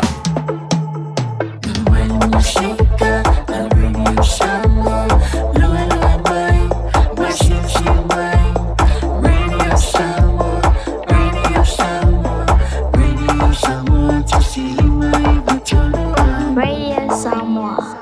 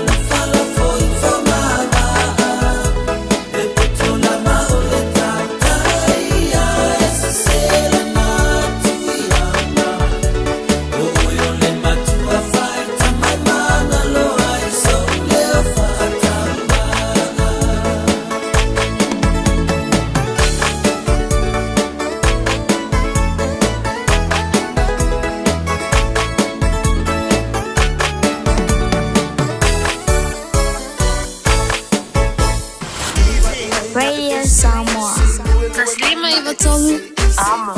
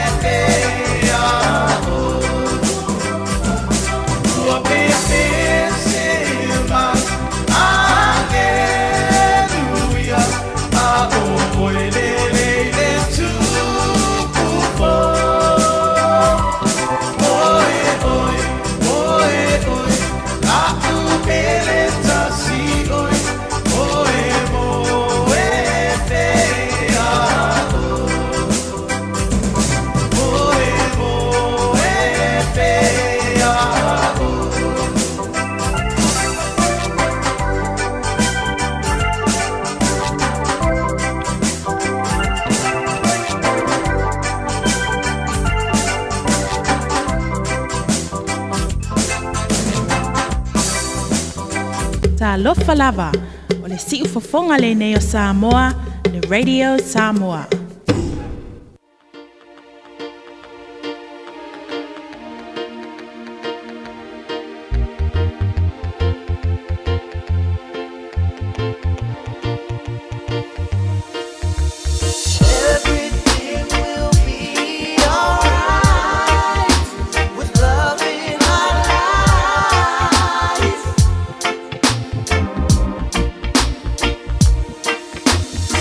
understand we're going through some things, but it's guaranteed to make us better. If love is really love, then we are guaranteed to fight this too, girl. Listen to me now. I know I did you wrong, but I never ever once deceived our love. If one thing I want you to know is I will never let our beautiful love go. Nobody's gonna love you the way I love you, girl. Nobody's gonna be there for you the way I can. Nobody's gonna hold you the way I hold you, girl. Nobody's gonna care for you the way I care for you, girl. I know I caused you so much pain, and it took so long for me to realize. But trust me, I'ma make that change. I promise to put all of your needs before mine, baby. Lately, all the possibilities of you that you could leave me, it's driving me crazy because I know nobody can love you the way I do. Nobody's gonna love you the way I love you. Nobody's gonna love you the way Nobody's gonna be there for you the way I can. Nobody's gonna hold you the way I hold you, girl. Nobody's gonna care for you the way I care for you. Some say the situation that we facing got me in a school. Like what am I gonna do? The chances of me losing you. Everything that we built, see too good to be real. But I'm just here to let you know that everything will be alright with love in our life. I'm sure that everything will be fine. I won't give up on yours, so don't give up on mine. Nobody's gonna love you the way I love you. Nobody can love you the way I do. Nobody's gonna be there for you the way I care. The way I care. Nobody's gonna hold you the way I hold you. Hold you in these arms of mine. Nobody's gonna care for you the way I care for you, girl. Nobody's gonna love you the way I love you. Nobody can love you the way I do. Nobody's gonna be there for you the way I care. 'Cause I care for you. Nobody's gonna hold you the way I hold you. Hold you in these arms. Nobody's gonna care for you the way I care for you, girl. Talo for Samoa on Mr. Cowboy Lenny. Whaafafonga ma mai mo mai pea i le Radio Samoa. Yeehaw!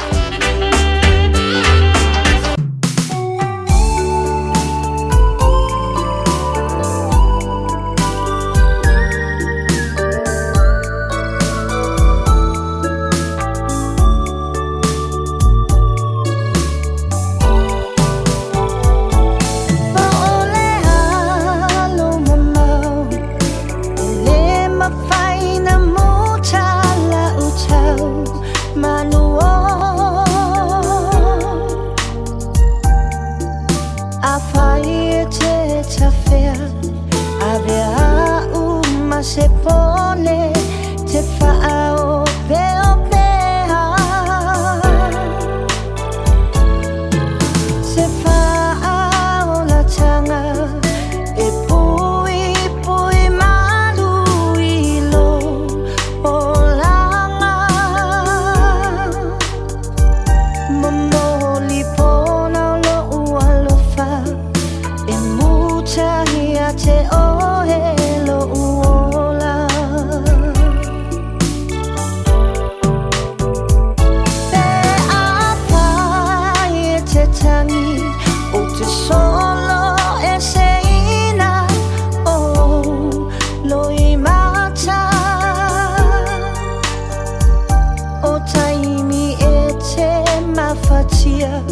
O te pusi mau oe whaama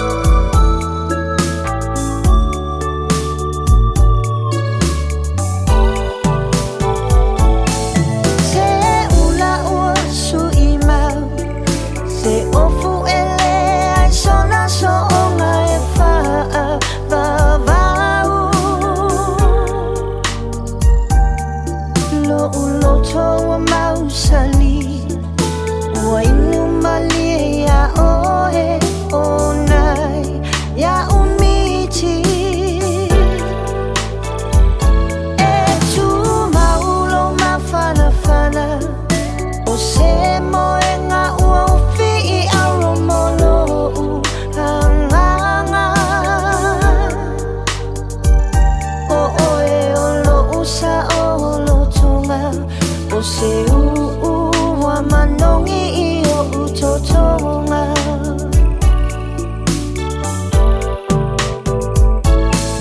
a e sauti a I de sau e tatala tu lo fatu e fai mau I e afu me a upu I a lelo famoni e le manunu ai lo ufa a maoni o te tatalo I le langi ya fusia le tama futanga I le fea lo fani o te oti I lo fata fata e a uma o lo une o langa fa a tauva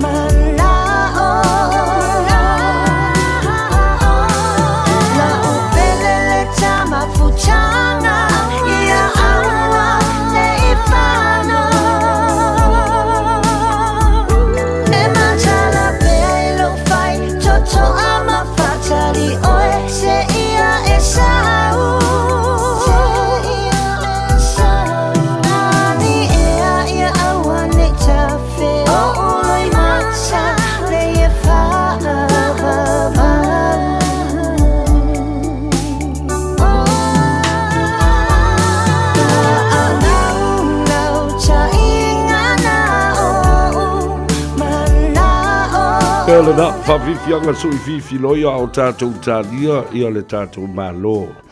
Le sunga ia Prince o le lipule le nā. Ia o le tātou whale o lofo. Leo le casa beds and appliances. Ia I ona whale o loa nā e tolu o na lau. O na la o tasi o te huhu. Ia whapea fo I Oe Henderson.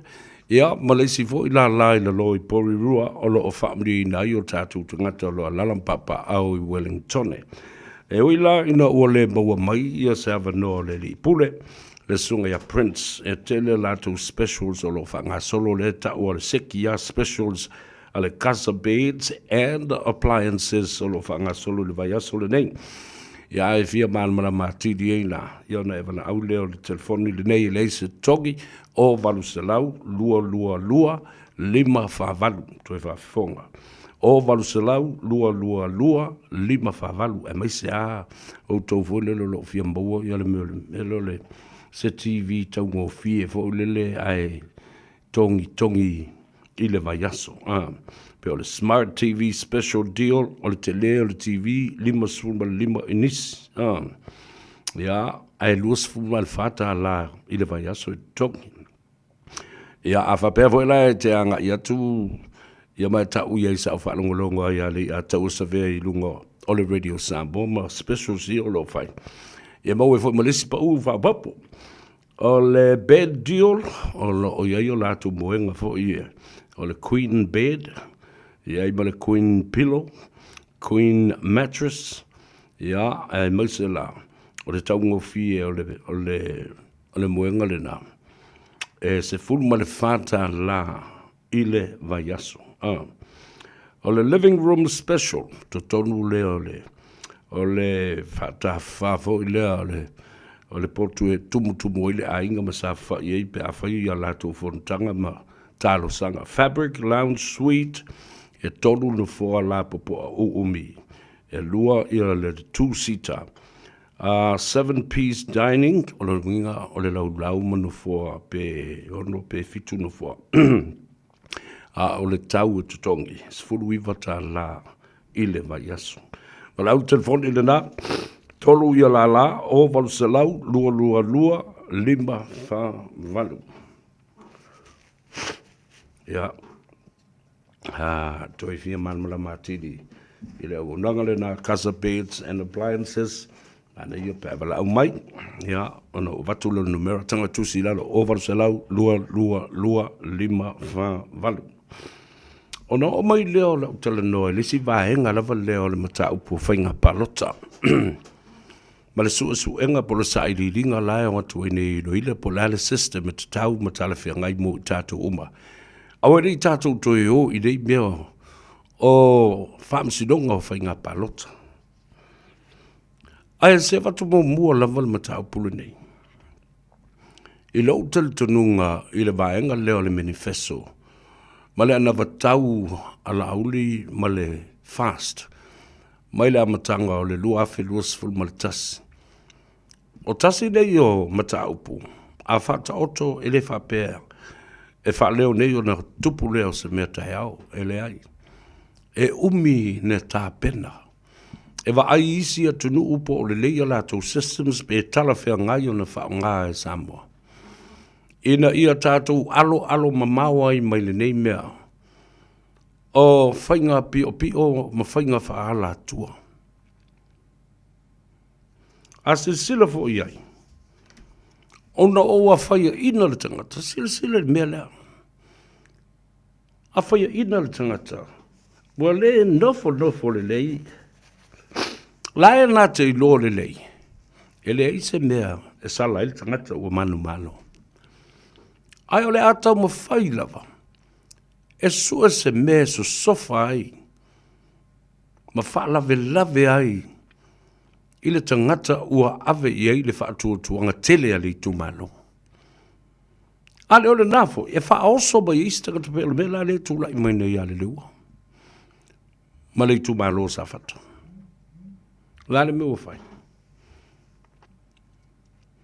Tuale ai se komiti wha foe ale fionga atu ia. Ele i ulu i se fale o sesi. No fola va ia i lona fale. Sa auto va foga le lei o whaile mātali noanga ma le fionga ta mal fale. Ale si la tangata leo o whalongo tu nei ia. O leo o whalave mai ia tu le epa ma le HRPP. A ole i uma le whainga palota. Na mua wha leo e tu le epa. A whai o le whainga leo, o le tufa le 10 miliona le teimi o le whainga filifilinga ale i tu malo. E te tau na ave se tangi.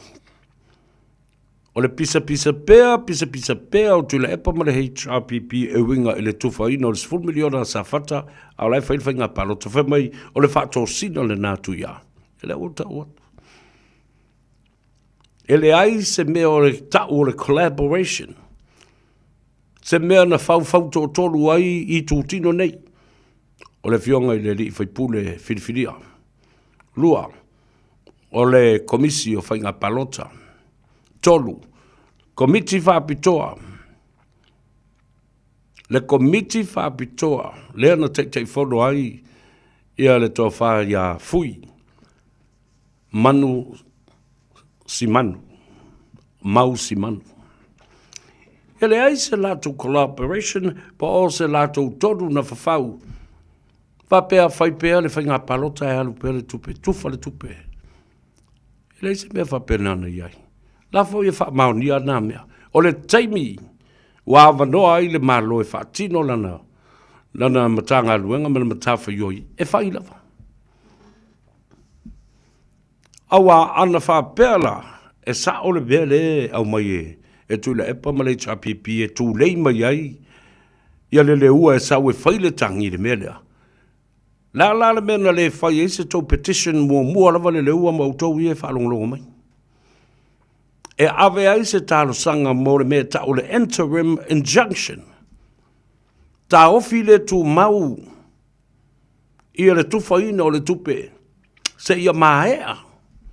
Le whainga palota le titi le tu malo. Nala le mea na le whai e se mea whapena. Awa mea umana e te tau ono tau mafau lele ia. Mea nai loai. Mea le papa uma le vai tele o le mafau e oe momoli se tō whale tu malo. Le ti ofo ia. Ioe, kua ko koloa. Au le sila mea ta ua tele le mta upulea. Po ai la tangata e whala ve lave le mea lea. O lea fo ua tu uma wha mau i na o avatua. I le pepa na autu sia mai, o le pepa fo lea, e haru le komisina o whainga panota. E ave atu ai fo i la, o mau i la o vava ai, i le tele o whawhita au le tu la i mai le tu tino lea o le malo. O lea. O tau i e o mai nei i whanave lave. Ua peo se mea una, le teimi tā ua o le whaamsinonga. Nā lo tau o mai lawa e whaunu tangi, fia tangi le tangata tangi. Lua nongu. O le whaamsinonga.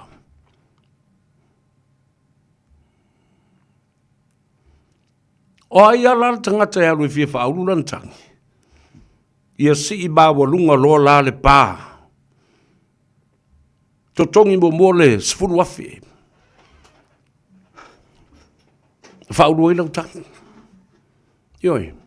Raise the bar by fining these people to pay at least $10,000 to file your petition.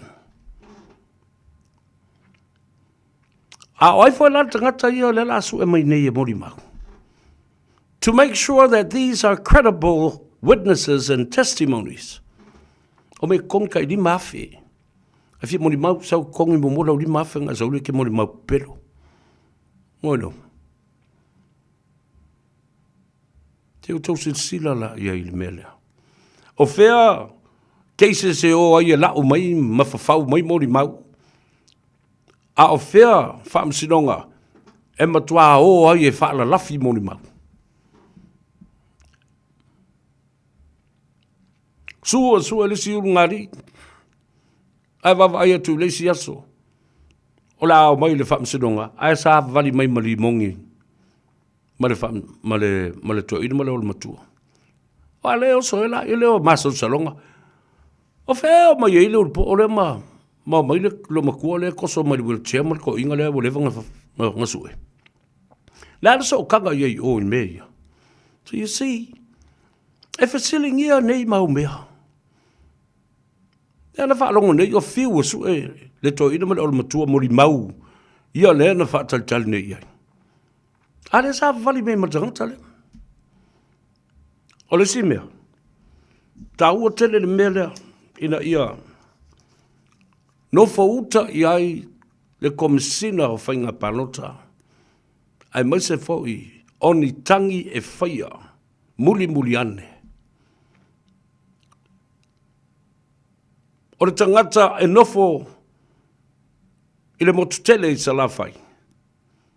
Ele nofo I le tumalo safata. Ai saua mai o I tonga fe ai whae ele tangi. I le whainga palota safata. Ai le nofo I safata. E alalam papa au salafai. La le toa inga ia te tau na whai I le mea. O tau sila I Samoa. Tasi le nā mea. O whawhita auli nei wa 11 te tau o na tauwhi. Ma tawhi I sea. Al wharawe lawe. E o maloso o se whainga palota lau tele le tunu. I lea pa inga ma lea pa inga. O I lato o malawa na whaia ina. I le whainga palota le na te atu nei. Ai o lato o lea o tu malo o le HRPP. A o sui ia na tamu moe. O sui tau wafo o le HRPP. Ai o pa u le palota. Ma whaamsinonga. O tangi tau palota. Ono lea mio pio pio. Ma whainga wha la tua. O tangata na, o le tofi mai e tule pa, e mai sa fafa i tono komisi e toi loina. Le tula whono whainga palota. Nā whawhi whea la. O tau se sila i tofi mai e le tumaloa. Meri ngā au mai lang ngayo kāku kama o wa malolo le whainga paloka. O mai se e li komisi le e mo wais tau se leni. Whawhewhea na au mai le au soli tula whono ma le au wanga sala le tula whono o whainga palota e toe se e i totonu i le komisi la tau te ilo ina ma toe teu ma wha le lei tula whono le palota. O tō whawhonga la i tamo. Ne mea lea leo no whai atu. O le tala le whai atu le pa. Whai le mea lea o te whai atu ai ma whaatonu atu ai o tau. Ai o tau te whātai tai ma whai le mea lea o te whai. Do as you're told. Don't do what I do. Vai lea la ngā upumare upupoto whaapeletania. E poto e whai whātonunga matutusi le lima. Ai le mawhau i ate ia maana mea valea i e whai. Ai mata ma pula atu le atunu. E le ai seisi e maa vava atu ma whai atu se tala. Tu lauru whaafonga Samoa. Na whawhea la. Ona toi nofo ma whaau ma iona lima mtatui a iona mata.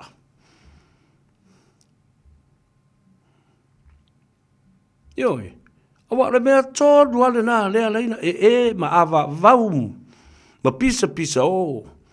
Nā o la tau ama le la tau propaganda media. O le ale winga le mea la tau le propaganda media. O le media whaavevesi o le media wā le marama lama i a la tau mata upu i e tala noina. O le ala le mea tupu pe a wheto ai le mea le marama lama. Wa le lau e la wali ia le wā leo le atunu lau e la wali ia. Le vai tele ma le lea onga le paramia. A le ala le mea le outou wawa ai atune iai. Whetau wa ia whela ua i whapene. E valea la auli e lea onga e ngaoi la auli e whawa le valea e pi o ia. Na o la taua lai whetau wa iai. Le ai masreisi e fia whaalongolongo iai. Ioi. Le ai fo i base Samoa e fia suia ai lona mafau fau. Po o ai e la lango i ai lana palota. Paua leo le mea le whai nei. Whaolo a tau la gona tangata. Wha feita tangata. A wale o toi feita ai tangata. Ala le nā e ta ua i tere lo wha mala mala maina ma whafola leile whala i o luma Samoa. Tau te i loa ai. I o tau se sila lesi pelo le lau ai te miuma. Whamai ua o whai whe au le whakasā ma isi e kalesia. O lato tai. Ua o i le au le malo. O i le au le malo. Ma whatonu le au le malo. E tau na whatea. Ia tu le epa. O tau sila Samoa i se pepelo. I nā matau tia ma le mamafa tū. E whai ma saure ngutu o tangata nei. Whātea tu le epalanga o ana politiki e le lea ma palepala. Tua i whai whi au ma le au whai lotu. Whai mai uo, ai lau soso enga. E le ai ma se whai whi au po se pelestene o le whakasā po le pelestene. O seisi e kalesia e pei o le betutisi. Wa pulu lima whaatasi ma sāwa vali i o i le maota ma le malu o le au ma malu o le malu. These are all lies and lies after lies on top of another lie. Yorsi pelo le number waini. Ina watu malo ala pati mata ilinga. Le ati e pukopo. Ai whai mai na oma le launga ala pati e pukopo. I le pō. Ai toi au suru atu le vave au e ifo. I lumo le whale o tu lepa. Ma pō lou le i tonga. Aka o kai Ai te ua whaalongo tu o whape mai tu lepa. Ia o tala ana whaalongo iai. Ai nate le iwa ai awa ana whapea. E sa ole nā mea. Seba nu e sa noa mai. Waifo. Te tai o le kalesia. O a ule nei na alu iai i le waweao. Ina ua tō tuli mai. Ma pūlou le pūlou o le ola. Ma susu e ma whaatu lai. Ma whaafeilo ai. He never responded that way. I saw him respond. Whemai. Ia o tala lava na whaalongo iai. Tala na whaalongo iai o manmana nua isi. A wali ia whampea na aina sau sei fonga. Ai leiva ai se i fonga whapea. Ai whato a malangai mai le upulea. Ina ua tu malo. Dea ua tu malo. Whato a sau ai le upule lunga. Sa ifo le pate. Sa ifo le tama. O le kale siau au katoliko. Nā ma ua whai e ina ua uma. O na tuk malo ma whai langi le wholanga. A wafoi e le o toi iai. Se ati e kopo e ma whai o na tali mai. Ua tu ua le malo. Se manua tau mai lava le ati e kopo wa. You can tell. The Archbishop was also, practicing activism. Se manua sau foi a, le ate kopo, tali mai lunga o sana launga. Ua pepelo a uelo ua tali i whalenga. Au te le ialu o te ifo iai. Ia le ale taimi, ia wā. Mo tau se sila lai le mataupula. Le whato ala ngā mai nei, na watu le ifonga. Ina ua tu malo. Le fionga le ate e kopo. Ua le aisi si tali mai i le pepelo le ua whahi. So you see, ladies and gentlemen, ele fo'i se le lei. Ai le fo'i i se le lei mo nista ngata. O le popo lenga le nā. Ua tānu mai ai le mafia fia ola. O mea ua tutupu mai. I le toi au sia e tui la epa. O le wha moenga mā walunga e toi fia papai le tofi pare mia. Ma tai le atunutu. Ma le suinga o tu la fono sai ai. Ina ia awana i toi tu oti ina. Le tofinga le ao le malo. Aisea. Ave ese mai e le tule epa i le whavae. Le upu masiofo le taulangi e ave. I le tausiali i o le ao malu o le malo. Ave ese mai ma le upu mamalu. Ioi, au te matua, tau tino atu. Au te whaamanatu pēa. Nei mea, nā mata mai ai, ona sila Samoa i le suinga a toa o le whaavae. Ma fua mai i le loto ma le mana onga o le to ina lea. Te tonu iai. O le mea uma lea na whai. Ina ia awane i tuu oti ina le tofi o le ao le malo. Ma le tali tonunga o tui lepa. E iai le tae ao e malo lori tae mai iai. I le tofinga pare mia. Se e sa o lava. E se ei. I le nofo ali i. O le ao le malo. Ala ale me utupu. Ua pale pomu ta ape. Ioe. Ua le tau lau o le wha moe le anga sa so sofa ma fau le tele o tausanga. Ai ua o mai i le si ui o lona soifua tautua. Wana le pale. Ma wha pale ina oia. I se taunu unga le lei. He will retire as a person that has been defeated. Ioi. E malo lo. E le manu malo. I tell you, ladies and gentlemen, friends and families all over the world, he would have been a much more respected person than any other. Peana whapea e tū mau I lana taita inga le lei le teimi fou nā mana I ai. Yo.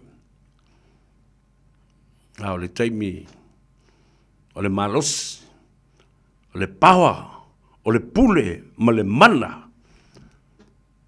Sa ta alo ai ma so ona whaita ngata o le atunu. O se teimi avana o sultu la fono sui. Sui se mai o le whawai sui. Te lei o mea fou. A lea o toi wawai atu nei lava iai. Lea lea toi whaawau lava. Le mata upu lea I le whaamsinonga. Matu la fono na whawau mai luas fulu.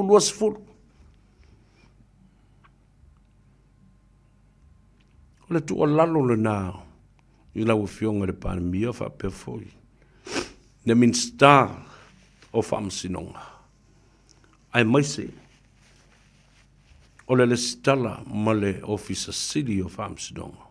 Sui perestene. Ne au fau tua I le whaamsinonga whanua masuafa. Lea le a tau ma whai pēr ma tau ma whai pēr. Ina ia tāwa vai ese. Ma ia iai le fo ngā whale tonu. O le whaamsinonga whanua masuafa.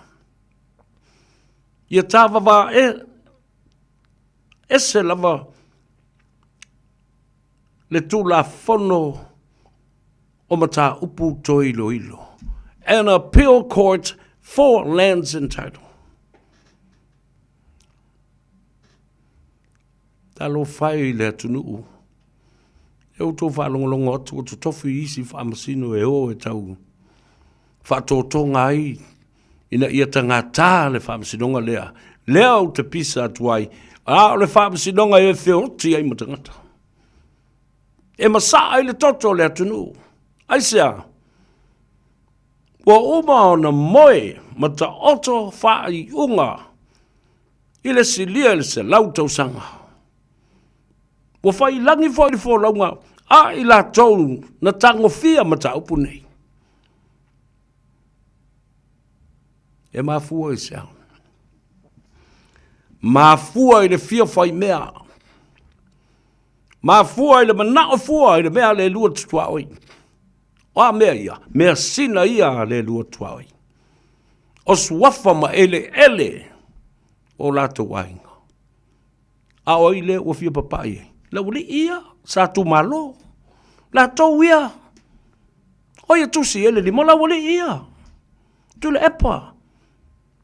Malana vahenga atoa. E toi ta sui e I whaamsinonga. Sui ai unga o whaamsinonga.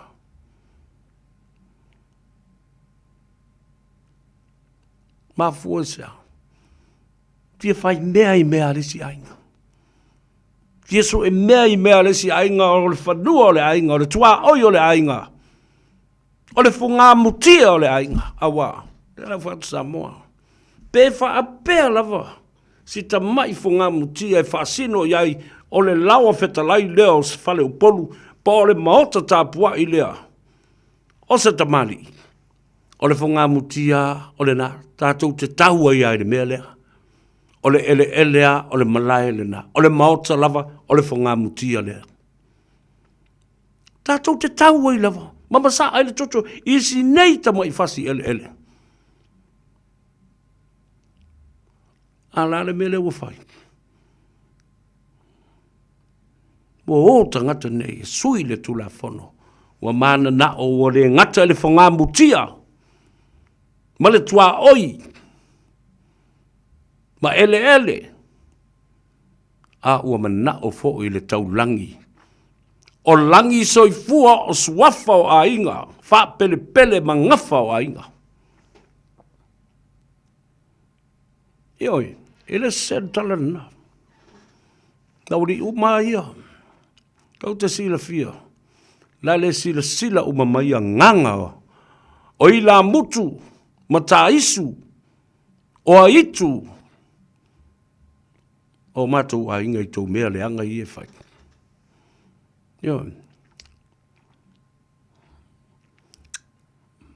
E ile tangata o tō e ki kinga e sesi o i la mutu nei. Le tō ula tele i le whaavai o le atunu. Ma le mea na ta pena e o tātou mātua. O tātou au ngā tama, ma au ngā tina.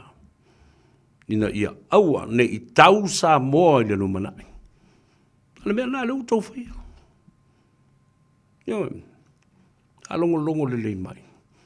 A o tau o lo totoi nā pesfuru lua pesfuru tolu o tau iolo iai le tapipi. A o seisi fo ia o seisi. Sei fai ane.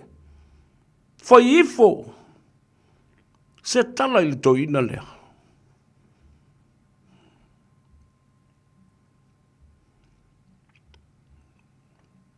Ai si la fia le leila.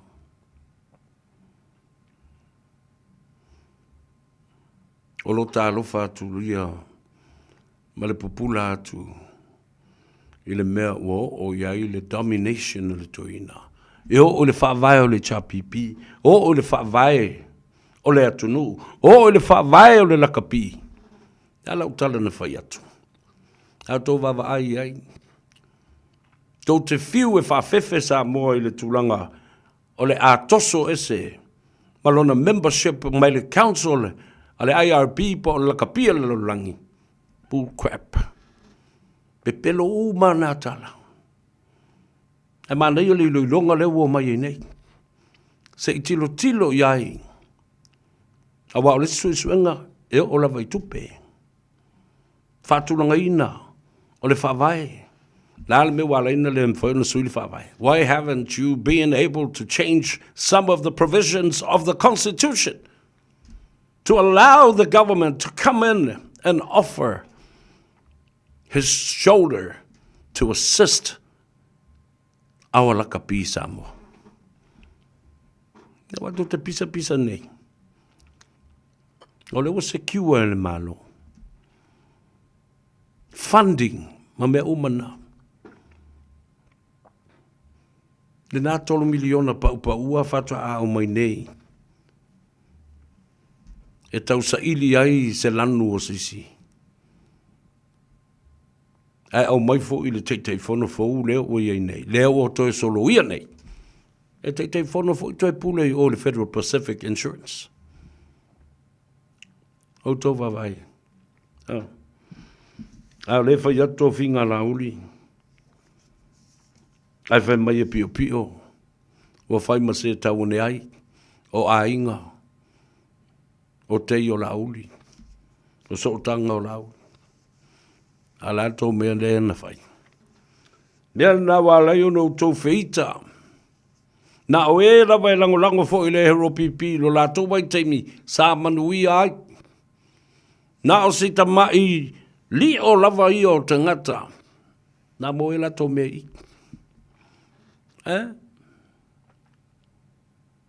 Ele se tala na o amatu.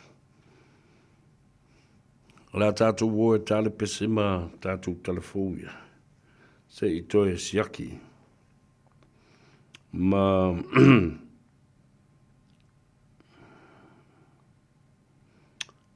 Pe maua mai ia se tātou tala male sunga ia Prince. But anyway, la tātou wo e tale pesile.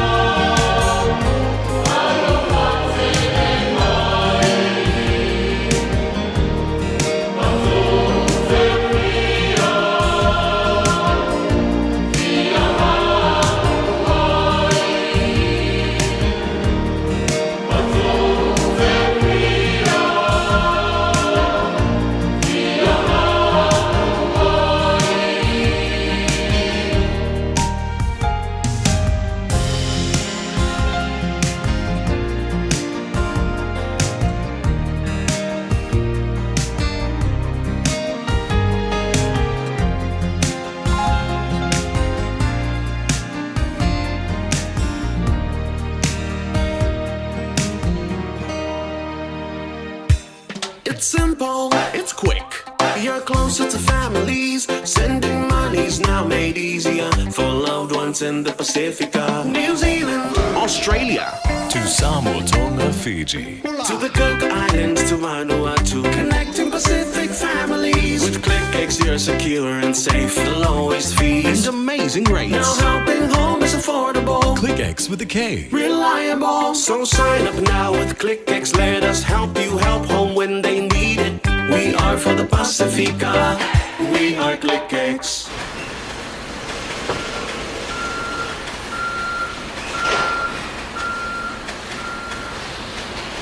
Tole, e ka ano furi fai ungol vai aso. Aya, wai anga o mai so.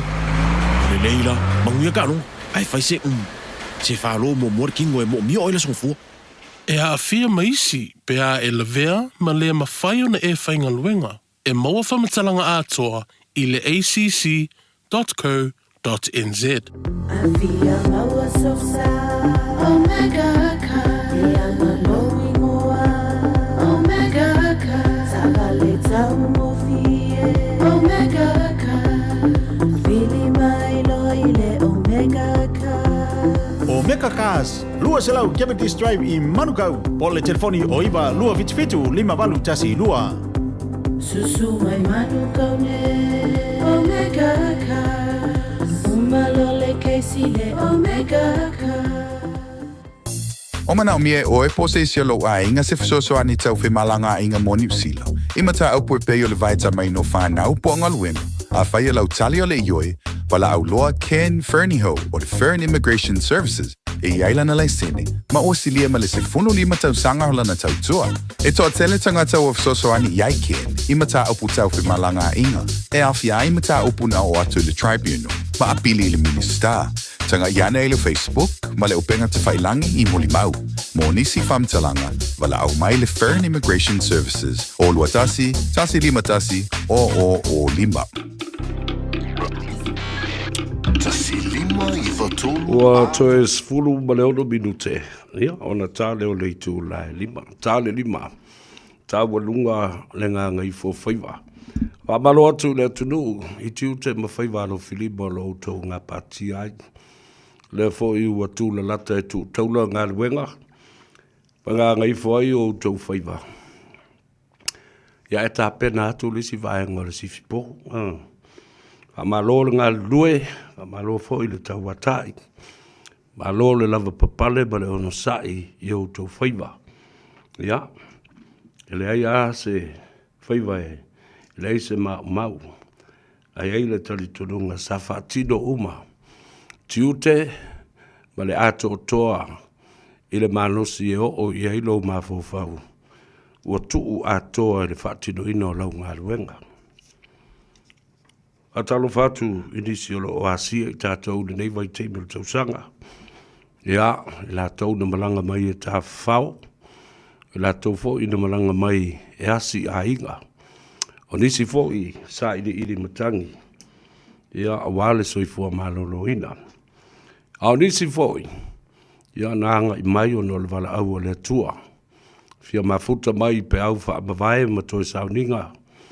O nisi sa pele, o uso matua whawhine o mātua, o whai ngā wō, I le loto ma le mawhauwhau, ua whaate aina I le oti, ma le wala aupa ia le tua. O wholo whatu ma whatalo whatu I lau telenga nua, telenga fo I so alu, wini leu tele. Se teimi e toi te liu wai leuto, ma toi fo iatu le tātou ainga ma le tātou nuu. Ia, anga le lei le atua. Nisi fo I o lo fau. E toi tu ua au te ronei, ina ua maea. Ia, whaalewelawe na malanga mai ai. Ia, anga le iatu le atua. Mana tua, o le pule whaito tasi le atua. O le mua e le futia. O le tau e velo le maninoa, o le ti a fo I le seua. O le maa fo I tongi whaato tō I le moana. O le tae le apoia. E le aise tasi e tua matete e le finangalo whaito tasi o le atua. Au I tātou. tātou te o iai, e le toi fo I mai le malanga le nang. Asu tuai vai malui puenga, e a whape na fo I o wha mai senga ma wha mawhanwhananga. I lou a inga, o lau e kālesia, o lau wō, o le uso ma le tua whawhine. Ia mai tātou uma o lo ofitia I le au pong sa, ona o le wala aupa ia le tua. O mai la o taladoa I le mata upu lava le nei, o le lakapi Samoa. E tā ua tele le whamanatu. Ia I la tau o lo o whaua malo ma whaulu malo pea. Ma tau ma whai pea te e atu. E le whai ngā malo. Ma le taita inga. Le whaato whala inga le fionga le li pāremia. Le sunga la honorable la ulia le maria toa. E lei se malo si anga e siri atu le malo. Awa, o lo iai le tawhatolu e tali atu I mea nei. La le mea utou le oi la e ave le bata upu le whaamsinonga e peiona maasani o no utou sulu iai. Sulu le whaamsinonga. A umana pala lau vale I whaamasino ma le whaamsinonga.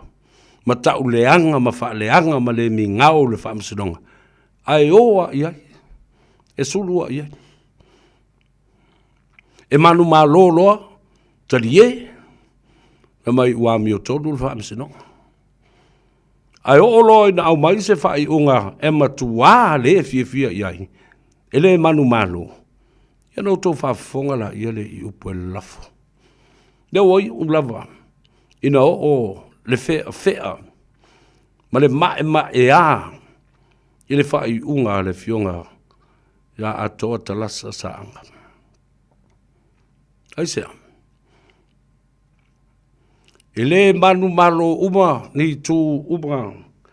Se whape rima I le whaamsinonga. Ai atu fo se si tu. Wa uma. Le taimi whaatapula ana tu I nātu. E te tau na whaila I se pili. The statute of limitation has already done. It's already up. Ole tu me whaila o tu e whaise mea whapena. A tala noa mai fo I the conflict of interest. Ma le whete na inga o mata upune. Au tō sila nei le tamalo lele. He was a personal lawyer to Donald Trump. Todd Blanche.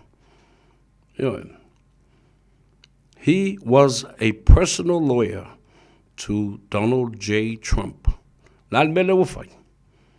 Ale wa toso me Donald Trump e a vea malo ia city. Ole malo is sitting at the Assistant Attorney General at this point.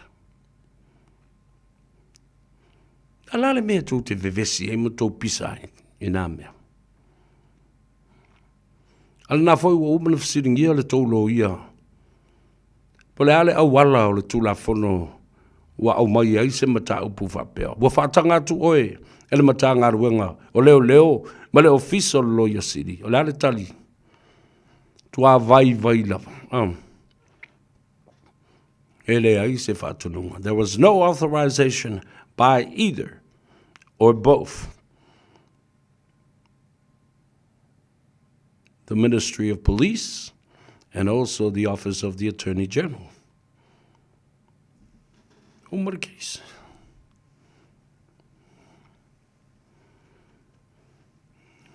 Ia. O le mea le na o le ua o iai. Atalo whātu lau sunga sua. Talinga le ationgi. Ia po o lau sunga fo I le vangana. Ne mia mangana. Alo le whātou toa I tiute ma Faiva lo whengai ma oi le nei aso. Tāpena ino le ele ma le whanua. Ia o toi fau e tali watu I Samoa. Ia. Tau tai le atua. Ma ia iai fuafuanga uma. alualu mamao wale manuia ma tina o ainga o nuu mai kalesia ya me se foi o le tautua o lo faia e le tatou nuu i sa lavalu le tatou nuu i sa sina le tatou nuu i taitoa mua patalo fatu ai le whaafonga tāpua i mai a ingoa matua ale vena ale le fionga le minstar whapea foi ale taua mō ale le au a niu ia whapea foi le teitei whono lo utou ainga le sunga ia whata a malo atu lungo le ala tele le nei teimi o le aso ia whai tete mata pupula ina ia saunga le mū le whainga malanga. Mana tua, au ane i lua ni vale i lungo le alateli. O la vale kasi. Fasa anga ia maaro kua ia kaungu ule lako ainga. Ia, whai tete foi. I le sao whaatulanga ina i mangala ese oi. Kuele se awala lako ainga, po lau toina foi. Palo alo isi avata vale. Tu ava noa isi e avata vale. Ai, wale menga e lenga. Kele le pisa. Yo angelola ele faifusu anga paka kuka vale ma. Ai wage isi vale malako me pua kapu e solo ai be ia. Ie tutupu. Ma poloka fa solo a koa yale a wala. A wale alu kangakala kou i le menga sawai. Ya, o talo le suanga le vātele tātou tali e foi. Ya, ai tā ua le whaamanatu i ate. Oe, Emma Jane Lawson, Nerelini, talo whalava, Moose the Man, a talo whatu. Leu so, ya Mussolini, ya a o au mawai le nātu nu, o Malaysia. Ya, whapena foi ia le tūlanga tā ua o atinae o ngā luenga. Ma mea lo whaia i le nā fo ia tunu. Tautua ai le ainga ma whaatino le tautua ai tau malele. Malutia le soifua, a whai fo iwa e ngofo se kenge Malaysia. Ma ua yaingi o suli Malaysia. E kaunga e alu. Ma ave ka maiki o le ngā ngaifo maunga se iwha masangi. I le kako vai fo le alu i le awala i le lo le mako. Le sua lua.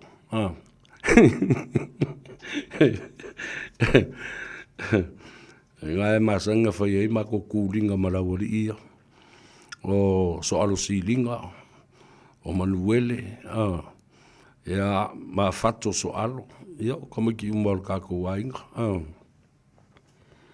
Ia wale kako kama o so alo poka. So alo setu. Whaftai le tua.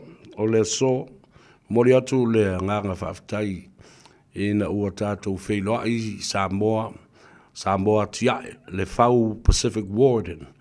Whapena manurewa Pacific Warden. Ia whapea foi le au leo malawai au kilani. O Tara, Mangele. Le whau wardi o i Avondale, New Lynn, McAlston. Whapea foi ia le Pacific Warden a Waitakere. Ele wanga le lei mai le tātou matanga ruenga, the Ministry of Pacific People. Ia, mawele tātou tasi le miliona tāla. E whandai ia tātou ngā ioinga. Wafo i o leo i o le tumalo. E feso soani i leo fo ia. Sātini ma i lātou uma i olo. Ai, e wa aia ele vaenga lātou le lātou tumalo ina ia saunga le mu. Ma ia tau sisi il tulafono, wa tele au ngau ka vale ma le au ka ngā mea le, whiwa isolo. Ia, ai, o le tala fia le nāina i ua tātou whiloa i le so ma le minsta ma le komisina fo i leo New Zealand. And also the Deputy Commissioner, the Deputy Minister of Police, the Honourable Casey Costello from the New Zealand First Party. Tai fo sa tātou whelua i ma le fionga. I le sui whaolioli i le mota ma le palemene o New Zealand. lau fionga to filau, te vanga Esther to filau, ia whapea fo i lau te lenga leo muenga. Edwin Puni, i fia fo i o whiloa i maleu so ia au Filipaina i leo so, ia manse fo i sui o committee whafoe, the local boards here in South Auckland, ia mai lato mai fo i Central Auckland, se io atu i le Fau Ward i Avondale, mai lato o lo alala ma papa au i le tūlangi sifo i Waitakere. Ia, lua tātou van fou lava. O le van na mai e whai ia tātou ngā luenga ma whela ua i ai ia le au leo leo pe au ina deployed. E o e whesosani i leo leo au tū. E le au mai a e oso koi fo sisi alu whao ngā e whai i sanga upa. Ia vo e maari e te leo tātou tangata ma nātou a mionga. Tātou i lunga whaftai mus le mafuta mai alo whatele mo ele uso, ia ma sio wainga, timu e noka, ia whapea fo i a kopo ki tiona, o Stricka, 10595, atalu whatu so alo, se tumua, ia whapea fo i le wharetua ia Samoa na ngalo. After yatu, o le sunga ia taunu unga, ai ulu, ta alofu lava ma lole so i fumanuia. O le tamaitai o i mila, ta alofu lava, sia tongiola, ia ma outou umalava o lo o mawhai ana whasoa tu iai le tātou por kalame. Ia,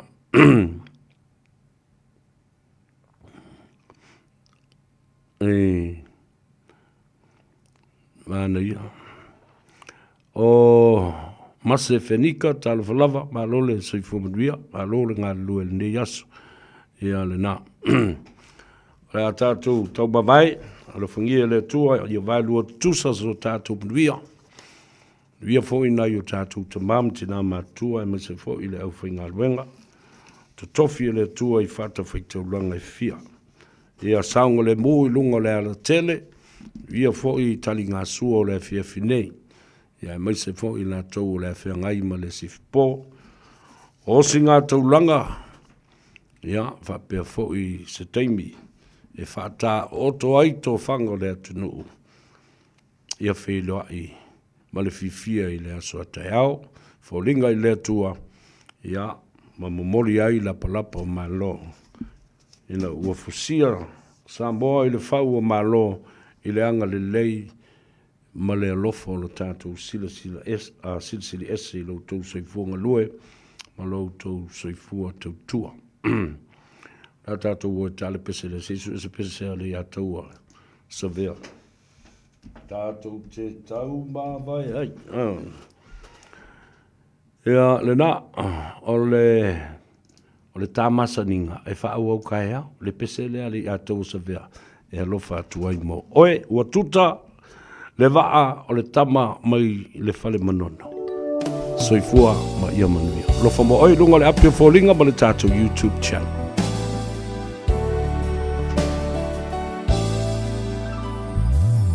O te mana tuaina, le tama salinga, na o si ata matana, pei lava e le ngata, ai whaatau waa, lo manatu i le ala. O whaatu wha mai, ngalu o le wasa. Pe ana whai o saumiti, tale toi fiala, I lo te musu e ala, ai ua nā o ita, wa loa o na tā mafuta, ma le wha te singa.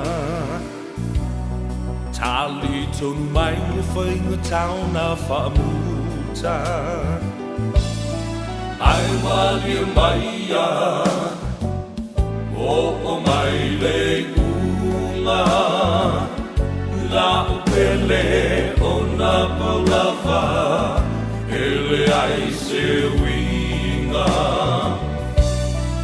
ai malia maia o mai le unga la upele o na paulava ele ai se winga ua te tau o na o alu ua tu talo wa te ngā i mai wa ai atu ma te o pēr i manatu o la ngona umai la tā ua wa ua whainga tā o na tēna ai whaato wha mai whaso i whatu o te le tawhia loi mata o tawhe ua sili ai lava lea i le whatu ua tae Whai mai a e alofa i sa tasi Tu e whailo na manao Ai atoe fo i mai O lau mea tō tino Ai malia mai a O mai le unga La upele o na paulava Ele ai se winga ai malia maia o mai le unga la upele o na paulava ele ai se winga ai malia maia o mai